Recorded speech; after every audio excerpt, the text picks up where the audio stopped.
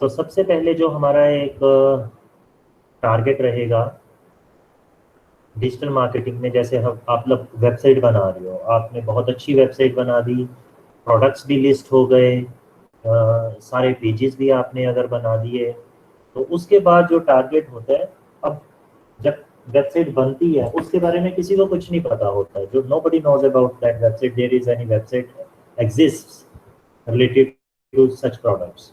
आप भी जो वेबसाइट बना रहे हो तो आपके फ्रेंड्स को पता होगा, या ज़्यादा से ज़्यादा जिनको आप बताओगे उनको। बट अगर आप चाहते हो कि इंटरनेट पे कोई भी पर्सन जो कि ऑनलाइन शॉपिंग वेबसाइट ढूंढ रहा है, या जो आपकी वेबसाइट पे प्रोडक्ट लिस्टेड है उनको सर्च कर रहा है, तो आपकी वेबसाइट उसके सामने टॉप पे आ जाए, सो दैट कि जब आपकी वेबसाइट टॉप पे रैंक करेगी या किसी के सर्च रिजल्ट्स में आएगी, हो सकता है कि वो आपकी साइट को विजिट करे। इसमें मैंडेट कंपलसरी कुछ भी नहीं है, लेकिन जो साइट्स हम ये मान के चलते हैं कि टॉप पे रैंक करती हैं, नंबर 1, नंबर 2, 3, 4, उन्हीं साइट्स पे ज़्यादा से ज़्यादा लोग विजिट करते हैं। अब जैसे I am gonna share my screen with you and show you कि जब हम सर्च करते हैं तो हमारा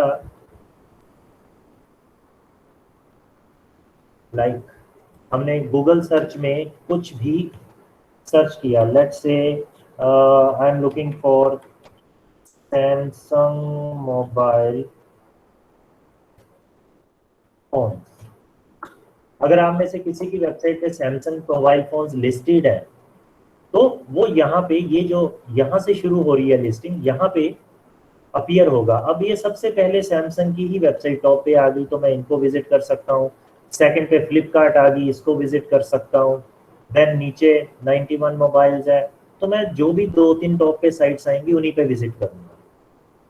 उसके बाद नीचे कौन सी साइट्स लिस्ट हो रही हैं, नोबडी बॉदर्स, कोई उन पे जाता भी नहीं है। आप भी अपना सर्च बिहेवियर देखोगे या internet search engine searching pattern देखोगे, तो इवन आप भी टॉप की 2-3-4 साइट्स को फॉलो करोगे, और जो bottom of the page websites listed होती हैं उन पे यू पीपल हार्डली विजिट। सो ये सारी चीजें पता कहाँ से चलती है, मैं अभी आपसे एक इमेज शेयर करूंगा which is known as SEO heat map. वो ये इमेज ये बताती है कि जब आपकी स्क्रीन पे कोई चीज सर्च रिजल्ट्स की अपीयर होती है, कि स्क्रीन का ऐसा कौन सा सेक्शन है, कौन सा ऐसा पार्ट है जिस पे विजिटर्स की सबसे ज्यादा पेनिट्रेशन होती है, विजिटर जहां पे सबसे ज्यादा क्लिक करता है। तो मैं आप लोगों के साथ ये एक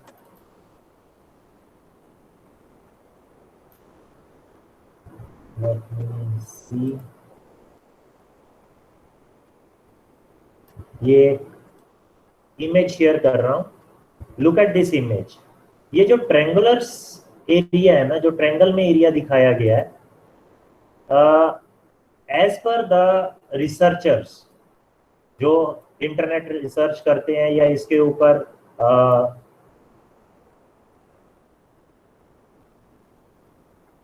ये देखते हैं, डाटा एनालाइज करते हैं कि विजिटर सबसे ज्यादा किन साइट्स को विजिट करते हैं। तो उनका एक मानना है कि स्क्रीन के इतने कॉर्नर पे जो साइट्स लिस्ट होती हैं लेफ्ट हैंड साइड पे, क्योंकि हमारा जो रीडिंग बिहेवियर है फ्रॉम लेफ्ट टू राइट है इंग्लिश लैंग्वेज में, तो जो स्क्रीन के इस कॉर्नर में लेफ्ट साइड पे ये जो साइट्स लिस्टेड होती हैं एक ही स्क्रीन के ऊपर, इस स्क्रीन के ऊपर यहाँ पे, उस साइड पे सब, मतलब इस कॉर्नर पे स्क्रीन पे सबसे ज्यादा क्लिक्स होते हैं। और इतने पोर्शन पे अगर आप देखोगे, टॉप की 3 या 4 साइट्स की ही लिस्टिंग आती है, बाकी डाउन द स्क्रीन होती है, हमें स्क्रॉल डाउन करके उनको व्यू करना पड़ता है।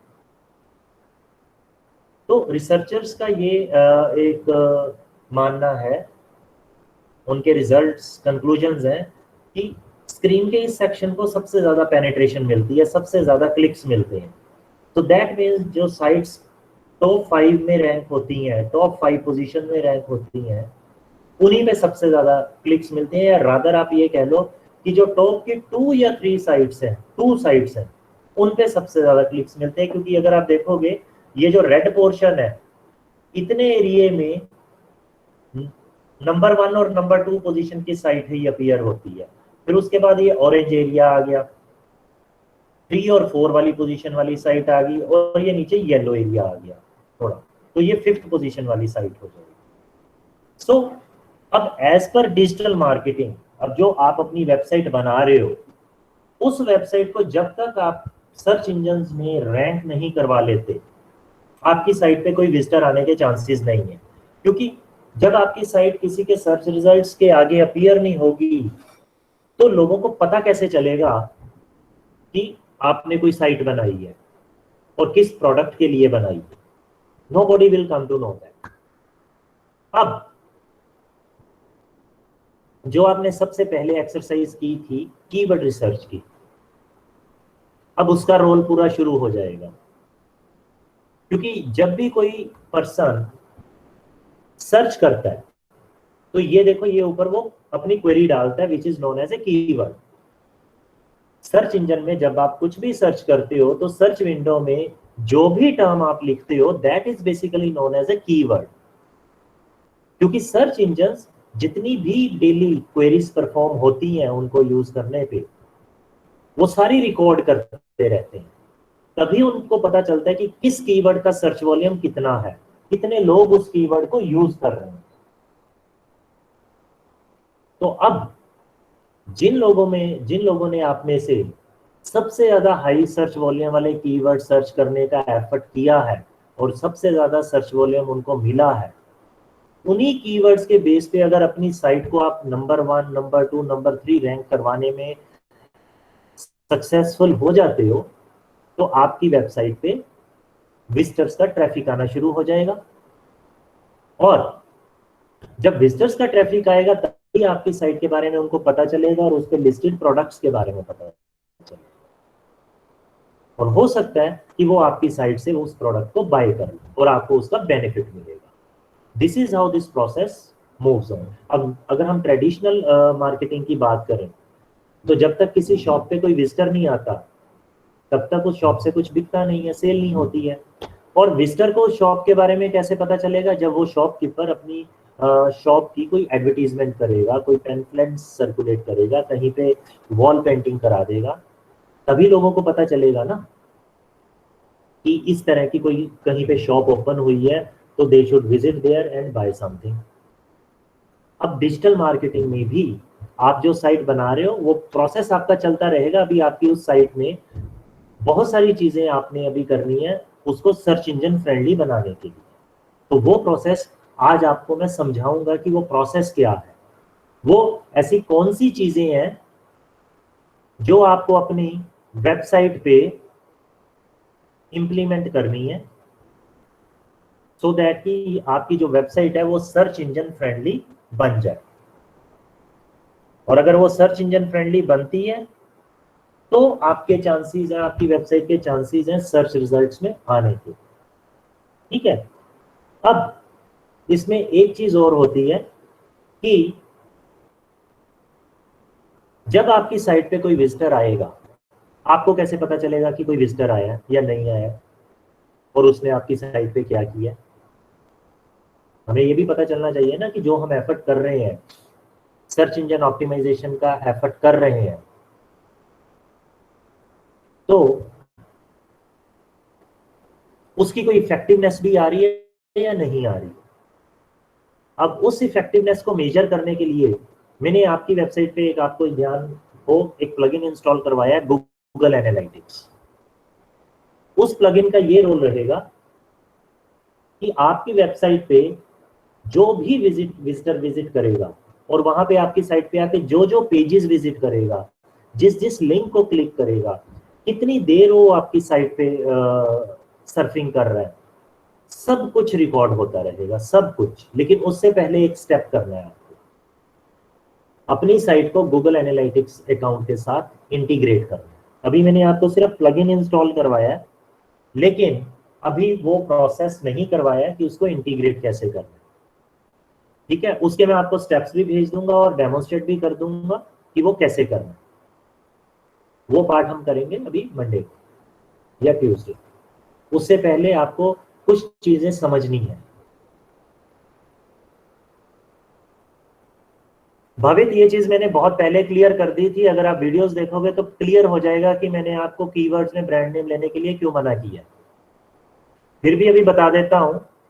फॉर एग्जांपल, आपने कोई मोबाइल फोन स्टोर की वेबसाइट बनाई है और आपने मोबाइल फोन स्टोर की वेबसाइट को let's say Samsung mobile phone पे ऑप्टिमाइज करके नंबर 1 रैंक करा दिया। आज तो आप सैमसंग के मोबाइल फोन सेल कर रहे हो, well and good. But if tomorrow you don't have any Samsung mobile phone listed on your website and you have Oppo phones or Vivo phone or any other brand, तो जो भी कोई Samsung mobile phone मारे search करेगा तो आपकी site उसके सामने आ जाएगी, और जब पर्सन आपकी साइट पे विजिट करेगा उसको आपकी साइट पे कोई मोबाइल फोन सैमसंग से रिलेटेड मिलेगा नहीं, तो which will create a wrong picture of your website. That is why I told you people not to take any brand name for researching the keyword.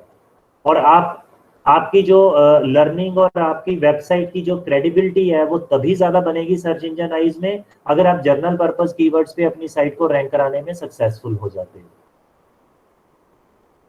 अभी के लिए तो लाइफ आसान हो जाएगी, आपने ब्रांड नेम ले लिया, लेकिन कल को वो प्रोडक्ट उस ब्रांड नेम का लिस्टेड नहीं होगा, फिर आपको वो साइट बेकार लगने लगेगी कि ये साइट से तो अब कोई फायदा नहीं है क्योंकि ये तो ऑलरेडी इस ब्रांड नेम के ऊपर ऑप्टिमाइज्ड है और ऐसा कोई प्रोडक्ट आपके पास है नहीं है।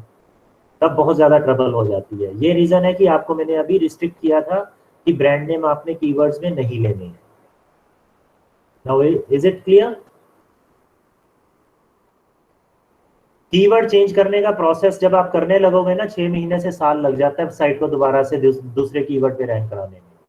अगर वो आपने स्ट्रेटेजी लेके चलना है तो आप कर सकते हो, बट मार्केट में कोई भी कंपनी इतना रिस्क लेके नहीं चलती है कि आपने आज एक कीवर्ड पे रैंक करा लिया, फिर कल को उस कीवर्ड पे अगर आपको रैंकिंग नहीं चाहिए, आप किसी दूसरे कीवर्ड को पे रैंक कराना चाहते हो, तो ये जो एक्टिविटी है 6 महीने से साल ले लेती है।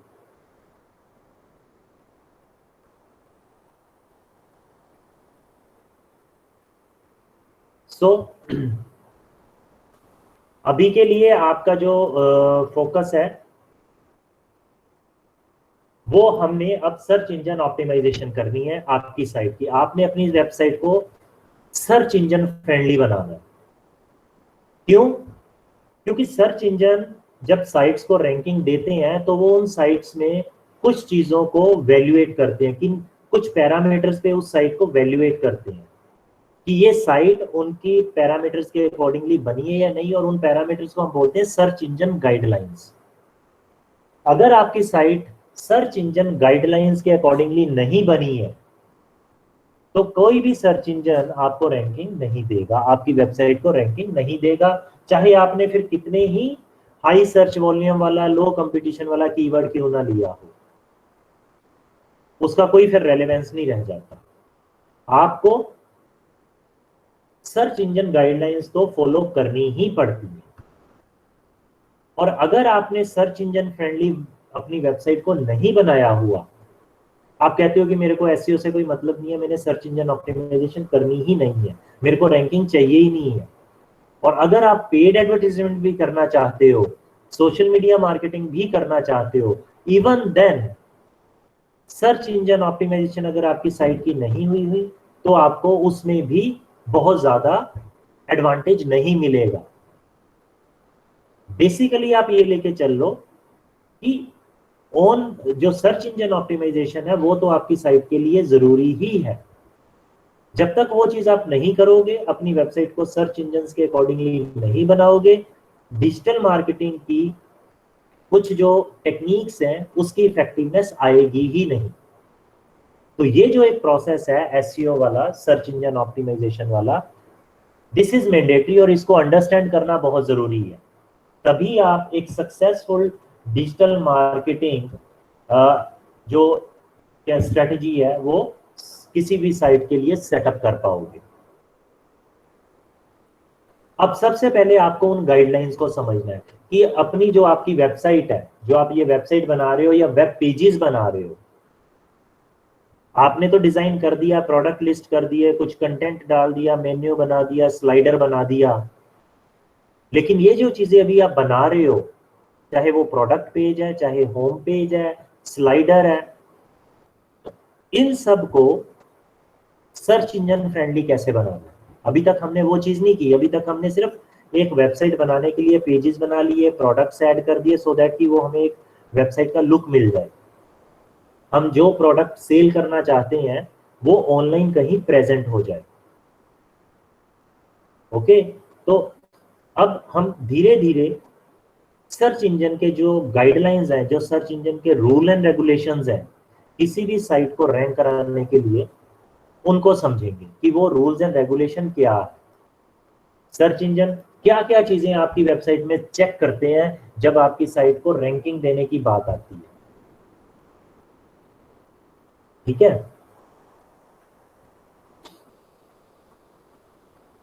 तो उसमें आपको मैं पहले एक चीज दिखा देता हूं। ये ऑलरेडी पहले भी दिखाया था मैंने आपको, डिजिटल मार्केटिंग ट्री या इंटरनेट मार्केटिंग ट्री।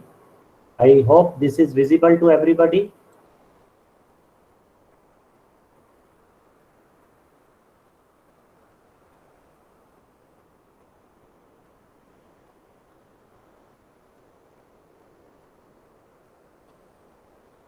ये सबको विजिबल है ना? ओके, अब आप देखो कि आप जो अभी तक काम कर रहे थे वो रिसर्च का काम कर रहे थे यहाँ पे। ओके, आपने कीवर्ड रिसर्च किया, डोमेन रिसर्च किया, दो एक्टिविटीज ये रिसर्च वाली की। अब आप ये यहाँ पे ये डिजाइन एंड डेवलपमेंट वाला पार्ट कर रहे हो वेबसाइट का, ये वाला सेंटर में। Now you are at this stage. जब आपका ये काम हो जाएगा तो हम आएंगे, ये देखो सर्च इंजन मार्केटिंग लिखा हुआ है, उसमें एक है पीपीसी और एक है एसईओ। तो अभी हम जैसे जैसे आप वेबसाइट डेवलप कर रहे हो, उसमें सर्च इंजन फ्रेंडलीनेस उसको बनाने के लिए क्या क्या चीजों का ध्यान रखना है, वो अब हम अभी से इसको इंप्लीमेंट करेंगे। ऐसा ना हो कि पहले हम साइट बना लें और अपनी साइट पूरी बनाने के बाद हमें पता चले अभी तो उसमें चेंजेस करने पड़ेंगे उसको सर्च इंजन फ्रेंडली बनाने के लिए। तो हम जैसे जैसे साइट बना रहे हैं वैसे वैसे सर्च इंजन की जो गाइडलाइंस है, जो उनके रूल एंड रेगुलेशंस हैं, उनको फॉलो करके साइट में साथ के साथ ही इंप्लीमेंट करना। अब वो जो इंप्लीमेंटेशन करने की बात आएगी, वो जो चीजें करनी है, वो ये स्ट्रेटेजी मेकिंग का भी पार्ट होगी। चीजों को किस तरीके से हमें ड्राफ्ट करना है, किस तरीके से उनको कंटेंट को बनाना है, कहाँ पे कैसे प्लेस करना है, तो वो स्ट्रेटेजी का पार्ट आ जाएगा। और कंटेंट जो आपने बनाना है वो कैसे बनाना है, तो ये देखो रूट पे कंटेंट वाला ऑप्शन भी आपके पास है स्ट्रेटेजी में। तो अब आपकी दो तीन चीजें, एक्टिविटीज जो है साइमल्टेनियसली साथ साथ चलेगी। आपने कंटेंट भी बनाना है, वेबसाइट भी साथ साथ डिजाइन करते रहना है, और उसको एसईओ फ्रेंडली भी बनाना है। ठीक है, बेसिकली एसईओ क्या चीज है?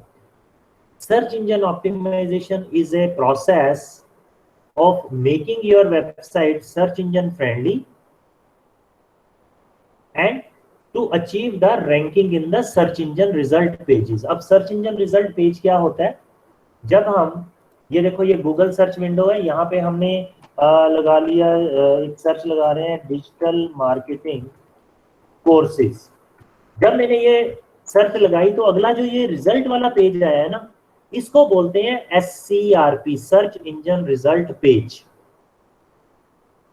ये रिजल्ट पेज है कि हमने जो क्वेरी लगाई, हमने जो अपना कोई भी इंफॉर्मेशन सर्च करने के लिए कीवर्ड यूज किया, उसके बेस पे सर्च इंजन ने हमें ये जो रिजल्ट्स दिखाए हैं, जिस पेज पे ये रिजल्ट्स दिखाए हैं, इस पेज को बोलते हैं सर्च इंजन रिजल्ट पेज। अब आप देखो कि टॉप पे ये कुछ 4 लिस्टिंग्स आई हैं, इनके आगे AD लगा हुआ है। AD इसका मतलब है गूगल एड एडवर्टीजमेंट। ये जो गूगल एड एक है, हम करेंगे SCM करेंगे या PPC करेंगे, पेपर क्लिक एडवर्टाइजिंग करेंगे, ये उसका पार्ट है। मतलब जो लोगों ने पेड एडवर्टीजमेंट गूगल ने की है, उनकी एड यहाँ पे शो हो रही है। ये टॉप की 4 लिस्टिंग, ये सर्च इंजन ऑप्टिमाइजेशन की वजह से नहीं है, ये है पेड एडवर्टीजमेंट की वजह से। अगर इन लिस्टिंग्स के आगे कहीं पे भी ये एडी लिखा आ जाए तो that means these listings are because of Google ads, Google advertisement या पे पर क्लिक एडवर्टीजमेंट। और थोड़ा सा नीचे आओगे, ये वाली जो लिस्टिंग यहां से शुरू हो रही है जिनके आगे एडी नहीं लिखा हुआ, these listings are because of search engine optimization. ये वाली जो नीचे वाली लिस्टिंग्स है, थोड़ा सा उन्हीं मतलब पेड लिस्टिंग्स के नीचे, ये है सर्च इंजन ऑप्टिमाइजेशन की वजह से लिस्टिंग।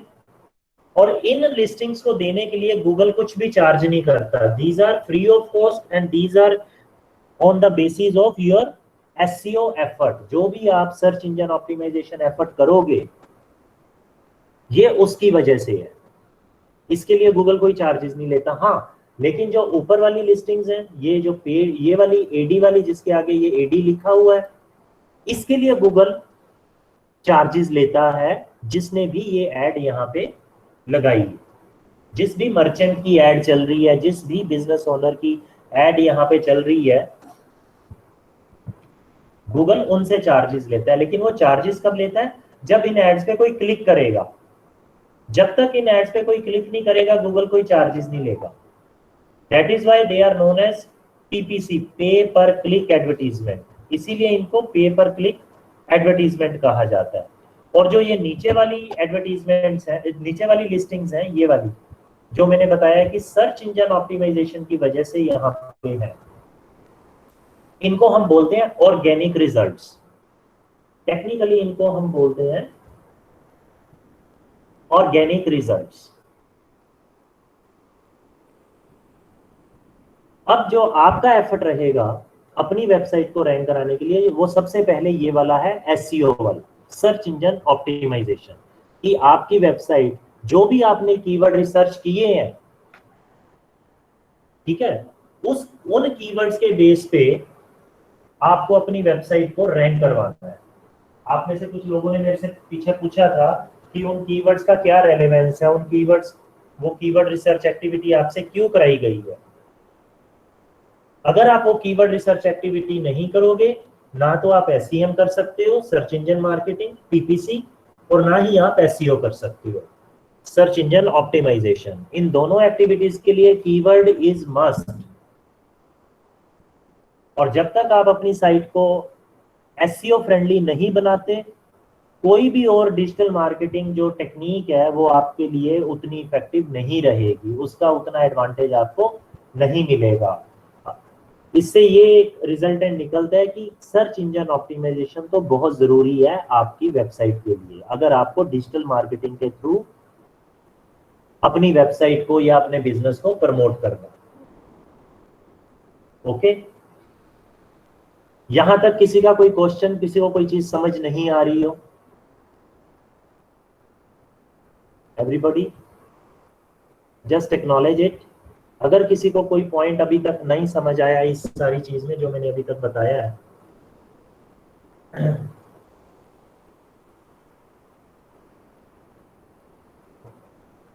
ओके। सो अब नेक्स्ट जो मैं आपको बताने वाला हूं वो ये है कि वो सर्च इंजन के कौन से ऐसे रैंकिंग फैक्टर हैं, सर्च इंजन ऐसी क्या चीजें आपकी वेबसाइट में देखेगा जिसके बेसिस पे आपको रैंकिंग मिलेगी। और उनमें से ऐसी क्या चीजें अगर आपने नहीं की तो रैंकिंग आपकी बिल्कुल ही नहीं मिलेगी। वो सारी चीजें जरूरी हैं।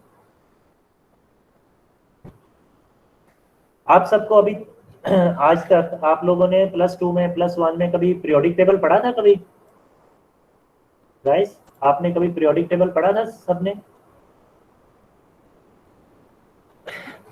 किस किस को याद है पीरियोडिक टेबल? अभी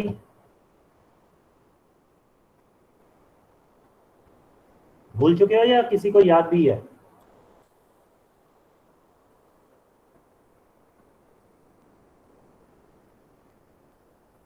तो आज हम सिमिलर चीज एक और डिस्कस करने वाले हैं जिसको हम बोलते हैं एसईओ पीरियोडिक टेबल।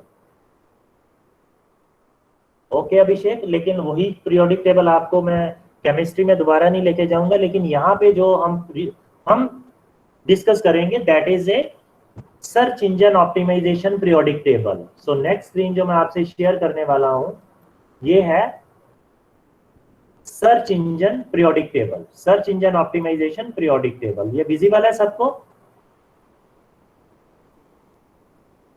एक सेकंड में एडजस्ट कर दूं जरा।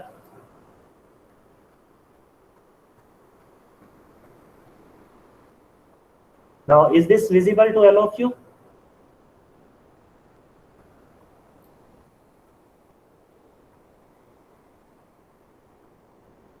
अब ये सारे पॉइंट्स हैं जो आप सबको अपनी वेबसाइट में इंप्लीमेंट करने हैं उसको सर्च इंजन फ्रेंडली बनाने के लिए। अब मैं एक एक पॉइंट आपको एक्सप्लेन करूंगा, आपको समझ लग जाएगा कि ये क्या चीज है। ऊपर देखो लिखा है the periodic table of SEO success factors. अगर आपको सर्च इंजन ऑप्टिमाइजेशन के थ्रू अपनी वेबसाइट को सर्च इंजन में रैंक कराना है तो ये सारी चीजें हमें बहुत ही अच्छे तरीके से इंप्लीमेंट करनी पड़ती हैं अपनी वेबसाइट पे। और ये ऐसा नहीं है कि आपने एक पेज पे ये सारी चीजें इंप्लीमेंट कर दी तो सारी वेबसाइट आपकी ऑप्टिमाइज हो जाएगी। जिस पेज को भी आपने सर्च इंजन में रैंक कराना है, I repeat, okay Bhavit, I will share this thing after the session. मैं ये बता रहा था कि जिस पेज को आपकी वेबसाइट में देखो इतने प्रोडक्ट पेजेस बन गए, अबाउट अस पेज है, कॉन्टेक्ट अस पेज है, होम पेज भी है, ठीक है। जिस भी एक पेज को आपने सर्च इंजन में रैंक कराना है या जितने पेजेस को आपने सर्च इंजन में रैंक कराना है उन सब पेजेस के लिए ये सारी एक्टिविटी आपको इंडिविजुअली करनी पड़ती है। ओके अंशुल, ट्री स्ट्रक्चर भी मिल जाएगा। आई रिपीट कि जितने भी आपने अपनी वेबसाइट के पेजेस को सर्च इंजन में रैंक करवाना है, ये सारी एक्टिविटीज, सारे रैंकिंग फैक्टर हर पेज के लिए इंडिविजुअली करने पड़ते हैं। तो it will become a very huge process, बहुत बड़ा प्रोसेस हो जाता है ये। अभी जैसे आप लोगों ने पूछा था कि किसी एक ने पूछा था कि ब्रांड नेम पे क्यों नहीं हम कर सकते, तो यही एक रीजन है कि अगर आपका कोई भी पेज किसी ब्रांड नेम पे नंबर 1 रैंक हो जाता है और फिर उस पेज का कीवर्ड चेंज करके आपको दोबारा से उसको रैंक करवाना है, तो मतलब कि पहले तो ये सारी चीजें जो पिछले कीवर्ड की हैं वो रिमूव करो और नए कीवर्ड के लिए ये सारी एफर्ट्स आपको दोबारा करने पड़ेंगे। So it will become a very huge process और very cumbersome process also, बड़ा डिफिकल्ट हो जाता है। अब जो एक सर्च इंजन ऑप्टिमाइजेशन है ब्रॉडली उसको दो सेगमेंट्स में डिवाइड किया हुआ है। आप देख सकते हो इस इमेज में ऊपर लिखा है on the page SEO and off the page SEO. जो सर्च इंजन ऑप्टिमाइजेशन है उसको ब्रॉडली दो कैटेगरीज में हम डिवाइड करते हैं, on the page SEO and off the page SEO. अब सबसे पहले ये समझना है ऑन द पेज एसईओ क्या है और ऑफ द पेज एसईओ क्या है। आपका ऑन द पेज एसईओ की जब हम बात करते हैं उसका मतलब है कि जब हम वेबसाइट क्रिएट कर रहे हैं, वेबसाइट डेवलप कर रहे हैं, तो उस वेबसाइट को जब हम सर्च इंजन की गाइडलाइंस के अकॉर्डिंगली प्रिपेयर कर रहे हैं और उस टाइम पे जो सर्च इंजन के रैंकिंग फैक्टर हम अपनी वेबसाइट पे इंप्लीमेंट कर रहे हैं, that is basically known as on the page SEO. I repeat कि जैसे अभी आप वेबसाइट को बना रहे हो ना, आप पेजेस क्रिएट कर रहे हो, उस पर कंटेंट डाल रहे हो, इमेजेस डाल रहे हो, तो इस प्रोसेस में अगर आपको पता चले कि सर्च इंजन ऑप्टिमाइजेशन के लिए इमेज ऐसी होनी चाहिए, कंटेंट ऐसा होना चाहिए, यहाँ पे आपको कंटेंट इस तरीके से लिखना है, तो वो जब आप वेबसाइट क्रिएट करते हुए ये जो चेंजेस करोगे, all these changes are known as on the page SEO। और ऑफ द पेज एसईओ हमारी तब शुरू होती है जब हमारी साइट कंप्लीट बन जाएगी, जिसमें कि ऑन द पेज एसईओ के सारे फैक्टर्स हम इंप्लीमेंट कर चुके हैं ऑन द पेज एसईओ में, ठीक है। फिर हमें वेबसाइट में कोई चेंज नहीं करना। वेबसाइट को बगैर चेंज किए या वेबसाइट में बगैर कोई चीज मॉडिफाई किए जो प्रमोशनल एक्टिविटीज हम वेबसाइट के लिए करते हैं उसको पॉपुलर बनाने के लिए, उनको बोलते हैं of the page SEO. Of the page SEO मतलब बिल्कुल वेबसाइट को बगैर कुछ मॉडिफाई किए, बगैर उसको टच किए हम जो भी प्रमोशनल एक्टिविटी करेंगे उसको हम बोलते हैं ऑफ द पेज एसईओ। तो ये दोनों की अलग अलग है। ये आप देख सकते हो पीरियोडिक टेबल में, ये जो एलिमेंट्स दिख रहे हैं ये मैं अभी आपको एक्सप्लेन करूंगा कि ये क्या है। ब्रॉडली जैसे मैंने बताया ऑन द पेज एसईओ और ऑफ द पेज एसईओ, ये सबको क्लियर है अभी कि ऑन द पेज एसईओ और ऑफ द पेज एसईओ में डिफरेंस क्या है। On the page SEO is while we are creating the website, उस टाइम पे जो सर्च इंजन के पैरामीटर्स या एलिमेंट्स हम उस पे इंप्लीमेंट करते हैं। और off the page SEO is जब हम वेबसाइट को बना चुके हैं और वेबसाइट को बगैर मॉडिफाई किए हम जो एफर्ट करते हैं उसको पॉपुलर करने के लिए, वो ऑफ द पेज एसईओ में आता है। Is this clear to everybody?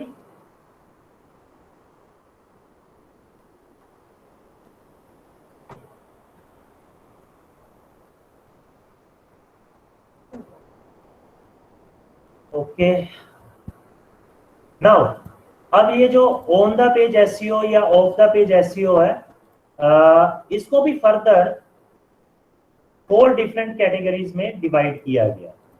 जैसे मैं यहाँ पे लिख देता हूँ, अभी मैं आप नोटपैड यूज कर रहा हूँ आपको थोड़ा सा एक्सप्लेन करने के लिए। एक है ऑन द पेज एसईओ और दूसरा हो जाएगा हमारा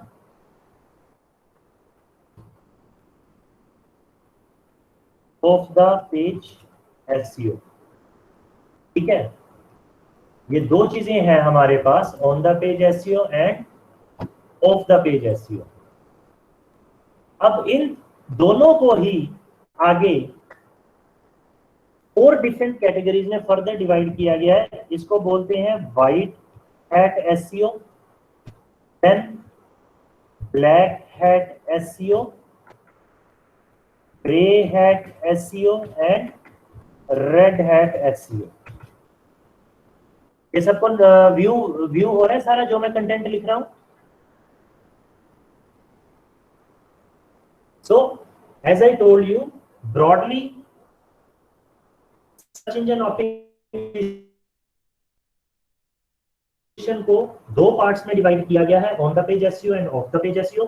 एंड इन दोनों कैटेगरीज को ही, on the page SEO and off the page SEO, are further segmented into 4 different categories: white hat SEO, black hat SEO, grey hat SEO and red hat SEO। अब इन चीजों को समझो कि ये जो व्हाइट, ब्लैक, ग्रे और red hat SEO है ये क्या चीज है। जब हम बात करते हैं व्हाइट हैट एसईओ की, क्योंकि मार्केट में जब आप जॉब्स अप्लाई करोगे ना एसईओ के लिए तो वहां लिखा आएगा we need white hat SEO expert, we need a person who apply white hat SEO techniques. तो यहाँ पे इस तरीके से टर्म्स यूज होती हैं जॉब्स में भी। या कोई क्लाइंट कहता है मेरे को तो व्हाइट हैट एसईओ टेक्निक से ही अपनी साइट को प्रमोट कराना है। तो जब हम व्हाइट हैट एसईओ की बात करते हैं तो उसका मतलब है strictly following the search engine guidelines. I repeat, white hat SEO का मतलब है यहाँ पे कि strictly following the search engine guidelines, कि जो सर्च इंजन की गाइडलाइंस है या उसके जो रूल्स एंड रेगुलेशंस है, टर्म्स एंड कंडीशंस है, स्ट्रिक्टली उन्हीं को फॉलो करके साइट को ऑप्टिमाइज करना है या वेबसाइट को रैंक दिलाना, राइट। और black hat SEO is totally opposite to it. जैसे व्हाइट का ऑपोजिट ब्लैक हो गया ना, ब्लैक कलर है, व्हाइट का मतलब, व्हाइट हैट एसईओ का तो मतलब हो गया कि रूल एंड रेगुलेशन को फॉलो करना है सर्च इंजन के। ब्लैक हैट एसईओ का मतलब है, अगर कोई पर्सन कहता है कि I want black hat SEO professional, क्योंकि ऐसी जॉब्स भी है कि जहां पे ब्लैक हैट एसईओ के एक्सपर्ट ही रिक्वायर्ड है, राइट। तो उसका मतलब है कि कम वाट में कुछ भी हो, मेरे को तो अपनी साइट नंबर 1 रैंक चाहिए, चाहे आप कुछ भी करो, चाहे आप सर्च इंजन गाइडलाइंस फॉलो करो चाहे ना करो। कुछ क्लाइंट्स ऐसे भी होते हैं कि जो कहते हैं कि हमें कोई मतलब नहीं है सर्च इंजन गाइडलाइन से, हम तो चाहते हैं कि जल्दी से जल्दी हमारी वेबसाइट जो है सर्च इंजन में रैंक हो जाए। But this is a short term affair, this is a short term effort कि आपकी वेबसाइट बहुत ज्यादा देर रैंक नहीं कर पाएगी। जैसे ही सर्च इंजन को पता चलेगा कि आपने अगेंस्ट द पॉलिसीज या अगेंस्ट द रूल्स जाके अपनी वेबसाइट को रैंक करवाया है, तो आपकी वेबसाइट का डोमेन नेम बैन हो सकता है, सर्वर का आईपी एड्रेस बैन हो सकता है। एज ए रिजल्ट आपके वेबसाइट की रैंकिंग 0 हो जाएगी। तो ब्लैक हैट एसईओ की भी जरूरत पड़ती है। It is also in very high demand. उसके लिए भी कुछ ऐसी साइट्स हैं, कुछ ऐसी कैटेगरीज की साइट्स हैं जहां पे हमें सिर्फ ब्लैक हैट एसईओ ही अलाउड है, हम व्हाइट हैट एसईओ उनके लिए कर ही नहीं पाते। कैन एनीबॉडी जज कि किस तरह की साइट्स हो सकती हैं जिसपे ब्लैक हैट एसईओ एप्लीकेबल हो? एनी गेसेस फ्रॉम यू कि जिसपे ब्लैक हैट एसईओ हमें एप्लीकेबल हो, व्हाइट हैट एसईओ वहां पे एप्लीकेबल नहीं है? Can you people think of any such industry or any such type of website where only black hat SEO he allowed है? Not movie download sites, Navneet? Yes, of course. Drugs, gambling, you are true. Not cab services. Cab services are allowed under white hat SEO. Yeah, gambling is true. Gambling is not allowed under white hat SEO. Prescription drugs are also not allowed under white hat SEO. For these sites, we need to go for black hat SEO.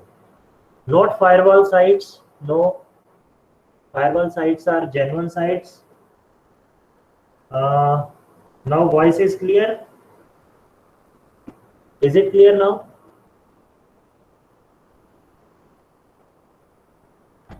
So apart from prescription drugs, like medicines are not allowed to sell online.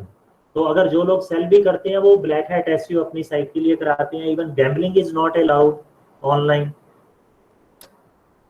और दूसरी जो सबसे जो ये sites हैं, pornographic sites हैं, उनके लिए व्हाइट हैट एसईओ नहीं, ब्लैक हैट एसईओ होती है। आर्म्स एंड एम्यूनिशन की जो साइट्स होती हैं उनके लिए ब्लैक हैट एसईओ है। Black magic, astrology black magic, उसकी व्हाइट हैट एसईओ अलाउड नहीं है, वो भी ब्लैक हैट एसईओ में ही कवर करना पड़ता है। तो ये कुछ सेगमेंट्स हैं जिनके लिए white hat SEO is not applicable, only black hat SEO will work, right? Then third one is grey hat SEO. अब ग्रे कलर कैसे बनता है? With the combination of white and black. So यहाँ पे ये स्ट्रेटजी ये है कि आप फॉलो तो कर रहे हो व्हाइट हैट एसईओ को, लेकिन आपके दिमाग में आता है कि क्यों ना सर्च इंजन्स को डॉज दे के थोड़ा सा जल्दी काम करने के लिए, जल्दी रैंकिंग लेने के लिए थोड़ा ब्लैक हैट एसईओ का भी बीच में फ्लेवर दे दिया जाए, या थोड़ी सी ब्लैक हैट एसईओ टेक्निक भी बीच में यूज कर ली जाए। सो when you are using black hat SEO technique while doing the white hat SEO technique, मतलब व्हाइट हैट एसईओ के मतलब सर्च इंजन गाइडलाइंस को यूज करते करते आप थोड़ा सा ब्लैक हैट एसईओ वाला भी कुछ काम कर लेते हो रैंकिंग के लिए, तो that covers under grey hat SEO. आप ग्रे हैट एसईओ किसी भी साइट के लिए कर सकते हो, but you should be smart enough. आपको अपने आप में इतना कॉन्फिडेंस होना चाहिए कि सर्च इंजन आपको पकड़ ना पाए, तो that will B A grey hat SEO. ठीक है कि व्हाइट हैट एसईओ करते करते या सर्च इंजन की गाइडलाइंस को फॉलो करते हुए आप साइट को रैंक करवा रहे हो, लेकिन थोड़ा सा कोई एक आपने ऐसी स्ट्रेटजी यूज कर ली जो कि ब्लैक हैट एसईओ की है, तो that will cover under grey hat SEO. Now last is red hat SEO. Red hat SEO basically क्या है? अपने कंपटीटर को कॉपी करना। आपको मैंने कीवर्ड रिसर्च करने के लिए बोला, आप सोचते हो कि हमने क्यों इस एफर्ट में पढ़ना, कोई ऐसी वेबसाइट जो ऑलरेडी टॉप रैंक्ड है उसको ही देख लिया जाए वो कौन से कीवर्ड यूज कर रहे हैं, या जो भी वेबसाइट टॉप रैंक्ड है वो अपनी वेबसाइट को पॉपुलर बनाने के लिए या रैंक दिलाने के लिए क्या क्या एफर्ट कर रहे हैं, वो हम उनको ऑब्जर्व करके खुद भी वैसे ही करना अगर शुरू कर दें, so that will cover under red hat SEO. मतलब अपने कंपटीटर्स को कॉपी करके एग्जैक्टली वैसे वैसे ही अपनी वेबसाइट को प्रमोट करने के लिए एफर्ट करने की एक्टिविटी को हम कवर करते हैं red hat SEO. So this was all about on the page, of the page SEO. और ये जो चारों कैटेगरीज हैं, व्हाइट, ब्लैक, ग्रे, रेड, ये ऑन द पेज एसईओ में भी एप्लीकेबल है और ऑफ द पेज एसईओ में भी एप्लीकेबल है। Okay Aditi, just wait. मैं ये बता रहा था कि ये जो मैंने white hat SEO, black hat SEO, grey hat SEO and red hat SEO बताया, ये ऑन द पेज एसईओ में भी आपके लिए एप्लीकेबल है और ऑफ द पेज में भी एप्लीकेबल है। Aditi, black hat SEO is going against the search engine guidelines, going against the search engine policies. If we are trying to rank our website by doing the tasks which are against the search engine guidelines or against the search engine policies, is known as a black hat SEO. So ये चीज सबको clear हो गई, on page SEO, off page SEO क्या है, और ये आगे जो सेगमेंटेशन है white, black, grey and red hat SEO, ये क्या चीज है। Okay great everybody, now coming back to periodic table, this SEO periodic table. Now ये जो एक एक एलिमेंट है, जैसे आपको मैंने बोला कि आपने केमिस्ट्री में पीरियोडिक टेबल जो पढ़ा है, अगर आपको वहां एक एक एलिमेंट का एटॉमिक वेट या आपको वो नहीं पता है एटॉमिक नंबर, तो आपके लिए मुश्किल हो जाता है कोई भी चेन रिएक्शन या कुछ भी उस तरीके से बनाना। तो यहाँ पे भी जब तक आप ये इन एलिमेंट्स को समझोगे नहीं, आपके लिए ऑन पेज एसईओ और ऑफ पेज एसईओ करना मुश्किल हो जाएगा। आपको इन एलिमेंट्स को समझना बहुत जरूरी है। वैसे इन एलिमेंट्स की डिस्क्रिप्शन जब मैं आपसे ये शेयर करूंगा, इमेज आपको मैं पीडीएफ फॉर्मेट में दूंगा, वो ज्यादा क्लियर है। तो उनकी इन एलिमेंट्स की डिस्क्रिप्शन कुछ कुछ साइडों पे भी दी हुई है आपके रेफरेंस के लिए, बट यहां मैं आपको एक्सप्लेन कर रहा हूं एक एक एलिमेंट को। हम सबसे पहले लेते हैं ऑन द पेज एसईओ वाले फैक्टर्स, कि ऑन द पेज एसईओ में हमें क्या क्या चीजें सर्च इंजन गाइडलाइंस के अकॉर्डिंगली कर देंगे। यहां पे सबसे पहला देखो, आप लिखो आ रहा है, ये कंटेंट नजर आ रहा है, यहाँ पे कंटेंट लिखा हुआ है। एक सेकंड मैं देखता हूँ इसका, अगर मेरे पास कोई बेटर वर्जन है, let me C, just wait.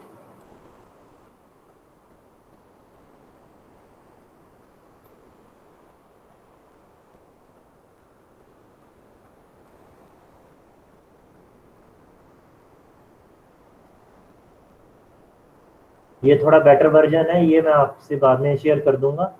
Now I guess this will be more visible to you. ये विजिबल है अभी आपको?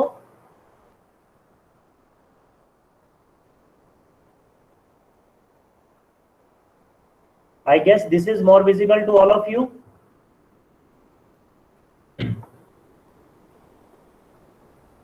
ओके, नाउ ये देखो, सबसे पहले ऑन द पेज एसईओ में देयर आर 3 कॉलम्स। वेबसाइट पे जो आप कंटेंट यूज करोगे उससे रिलेटेड एलिमेंट्स हैं। वेबसाइट का जो आर्किटेक्चर है, जो आपने उसका फ्रेमिंग डिजाइन है, जो मैंने आपको थीम दिया है, वो आर्किटेक्चर में कवर होता है।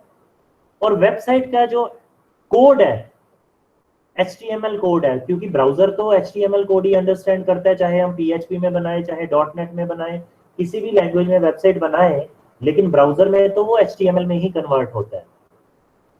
तो वहां पे कौन से पैरामीटर्स हमें चेक करने हैं। तो आप ये देखो कि हर एक एलिमेंट के ऊपर कुछ नंबर लिखा है, +3, +2, +1, -3, कुछ ये नंबर लिखे हैं। तो ये जो है एक इमेजिनेशन है एक्सपर्ट्स की कि सर्च इंजन किस एलिमेंट के कितने नंबर देते हैं आपको, कि जब आप इन एलिमेंट्स को अपनी वेबसाइट में इंप्लीमेंट करते हो तो किस एलिमेंट के आपको क्या नंबर्स मिलेंगे। तो देखो, सबसे पहले ऑन द पेज एसईओ में ये 3 कॉलम आ रहे हैं, ये 3 columns are there under on the page SEO, and the first column is related to content. अब सबसे पहले आपको ये समझना है कि आप अपनी वेबसाइट पे कोई भी कंटेंट जो डाल रहे हो as per search engine guidelines, वो कैसा होना चाहिए, उसमें क्या क्या चीजों का आपने ध्यान रखना है। अभी तो मैंने आपको बोल दिया कि आप कॉपी पेस्ट कर दो, नॉर्मली ऐसा नहीं होता। जब हम एक्चुअल में सर्च इंजन ऑप्टिमाइजेशन इंप्लीमेंट करते हैं तो एक्चुअल में ऐसा नहीं होता, हमें अपना कंटेंट खुद बनाना पड़ता है। लेकिन हमारे पास इतना टाइम नहीं है कि हम कंटेंट डेवलपमेंट की एक्टिविटी में जा सकें।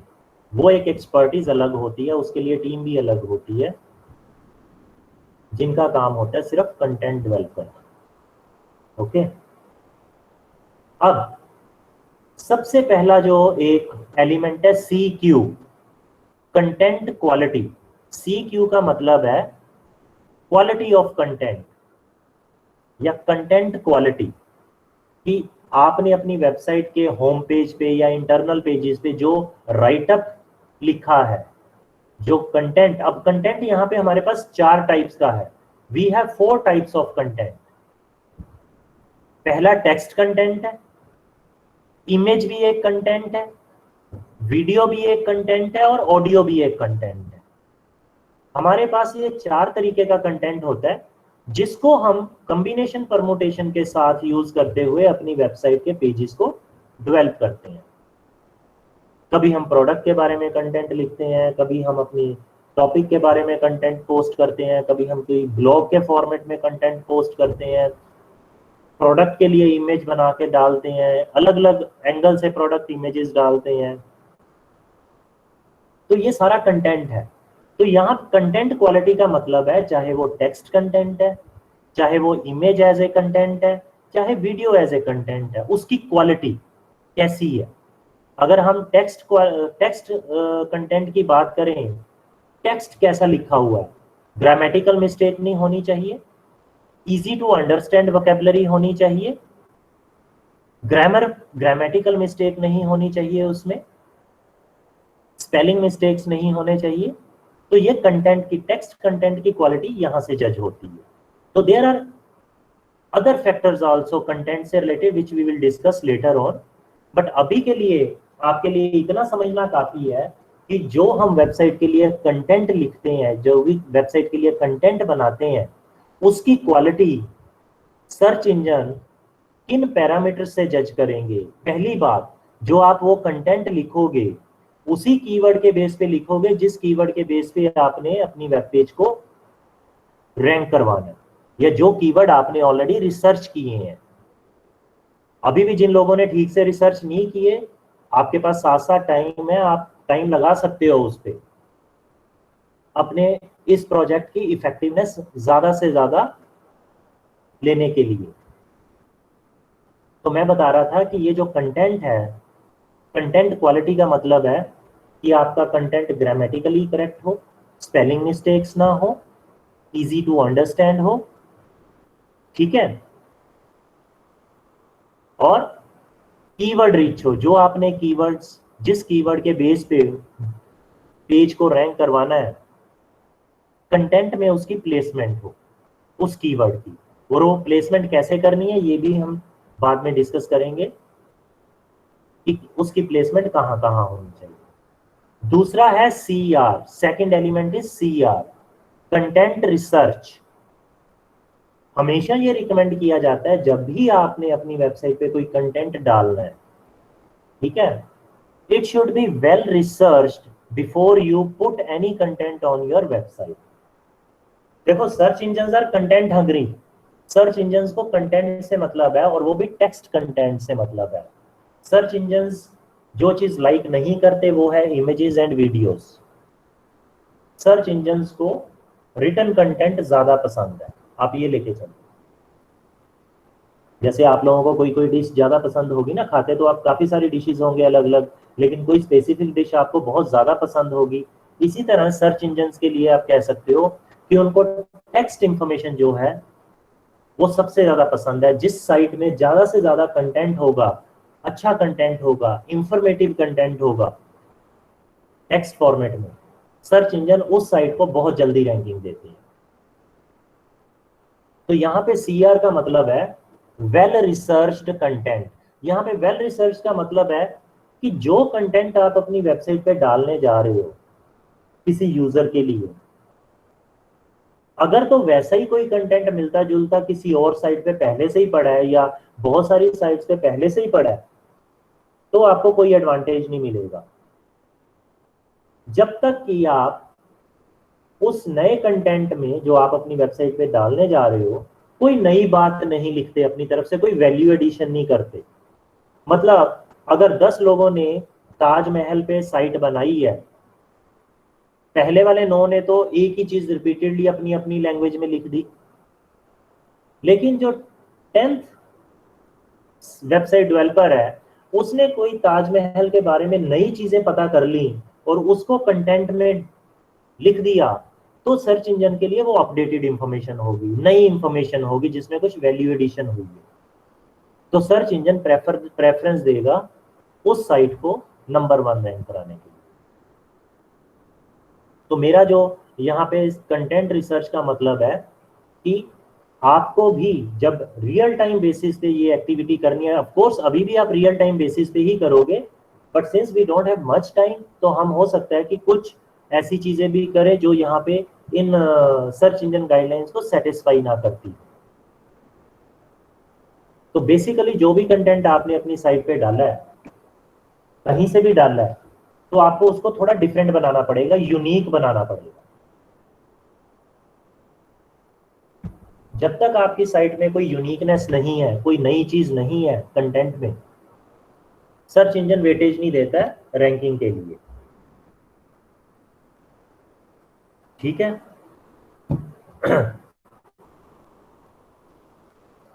दूसरा, ये तीसरा, अच्छा ये हो गया कंटेंट रिसर्च, पहला था कंटेंट क्वालिटी। थर्ड है words in the content, CW, जो हम वोकेबलरी लिखते हैं, जो वर्ड्स लिखते हैं, वर्ड्स इन द कंटेंट। अब जैसे मैंने आपको पहले बताया था कीवर्ड्स के केस में कि स्टॉप वर्ड मत यूज करो, ज्यादा कीवर्ड्स में स्टॉप वर्ड ना यूज करो। तो यहाँ पे भी जो भी कंटेंट आप अपने पेज पे डालोगे, पूरे पेज पे जितना भी कंटेंट होगा, वहां पे भी कम से कम स्टॉप वर्ड्स यूज करने हैं आपने, बहुत ज्यादा स्टॉप वर्ड्स यूज नहीं करने कंटेंट में। How to do such a valuable research, Bhavit मतलब क्या पूछना चाहते हो वैल्यूएबल रिसर्च का? आप मतलब जिस कीवर्ड पे भी आप अपनी वेबसाइट को रैंक करवाना चाहते हो भवित, उस कीवर्ड को सर्च इंजन विंडो में डाल के आप जिन साइट्स की आपके पास लिस्टिंग आएगी सर्च इंजन रिजल्ट पेजेस पे, आप उन सारी साइट्स को विजिट करो, देखो कि वहां उन्होंने एज ऑफ डेट क्या क्या अपने कंटेंट में डाला उस कीवर्ड को लेके, जिन पेजेस को भी उनका उन्होंने ऑप्टिमाइज किया है, उनकी साइट पे उन पेजेस पे क्या कंटेंट है, आपको वो कंपैरिजन करना पड़ेगा। और फिर अपने पेज के लिए, अपनी वेबसाइट के लिए कंटेंट आप ड्राफ्ट करोगे कि जो चीजें उन 10 साइट्स में या उन टॉप की रैंकिंग साइट्स में नहीं है, आप उनके अलावा, उस कंटेंट के अलावा नया क्या दे सकते हो।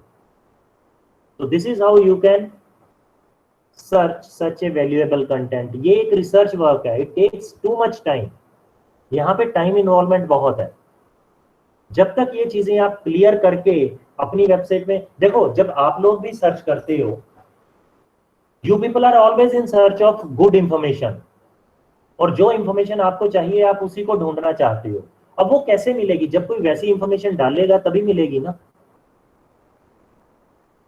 और किसी को कैसे पता चलेगा कि पहले किसी ने क्या डाला हुआ कि अपनी वेबसाइट पे उस टॉपिक को लेके और क्या नहीं डाला हुआ?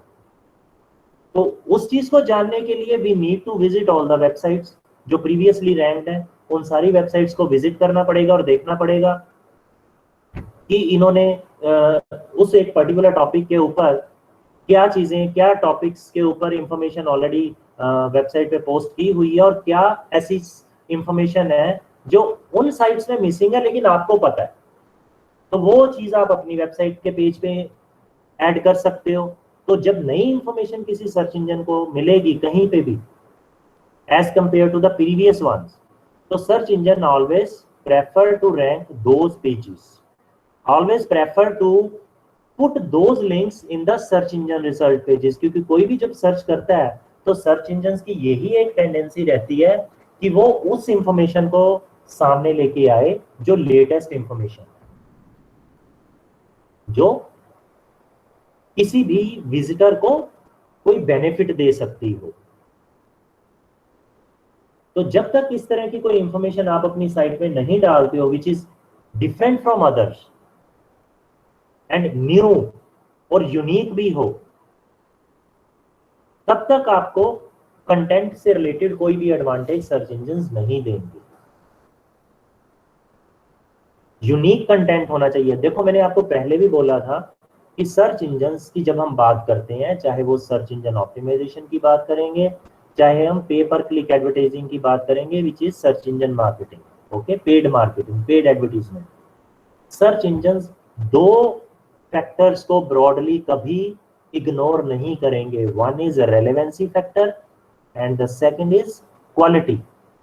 दो ऐसे रैंकिंग फैक्टर्स हैं, ये दो ऐसे फैक्टर्स हैं जिसको सर्च इंजन्स कभी भी इग्नोर नहीं करेंगे। One is known as a relevancy factor. Relevancy कि जिस कीवर्ड के बेस पे आप अपनी वेबसाइट को रैंक करवाना चाहते हो, उस कीवर्ड के साथ कंटेंट का क्या रेलेवेंस है, या उस कंटेंट में जो इमेज डाली है उसका उस कीवर्ड के साथ क्या रेलेवेंस है, आपकी पूरी वेबसाइट के पेजेस के साथ उसका क्या रेलेवेंस है। तो वो सारी चीजें, और जो आपने कंटेंट लिखा है वो भी क्या उस कीवर्ड के रेलेवेंस में है या नहीं है। तो ये आता है रेलेवेंसी फैक्टर। क्वालिटी, अब कंटेंट की क्वालिटी, पेज की quality in terms of design, visibility, font size, font style, colour combination, ये सारी चीजें मैटर करती है जब हम क्वालिटी की बात करते हैं। Quality with respect to design of the website, quality with respect to content of the website. तो सारी चीजें ये काउंट होती हैं।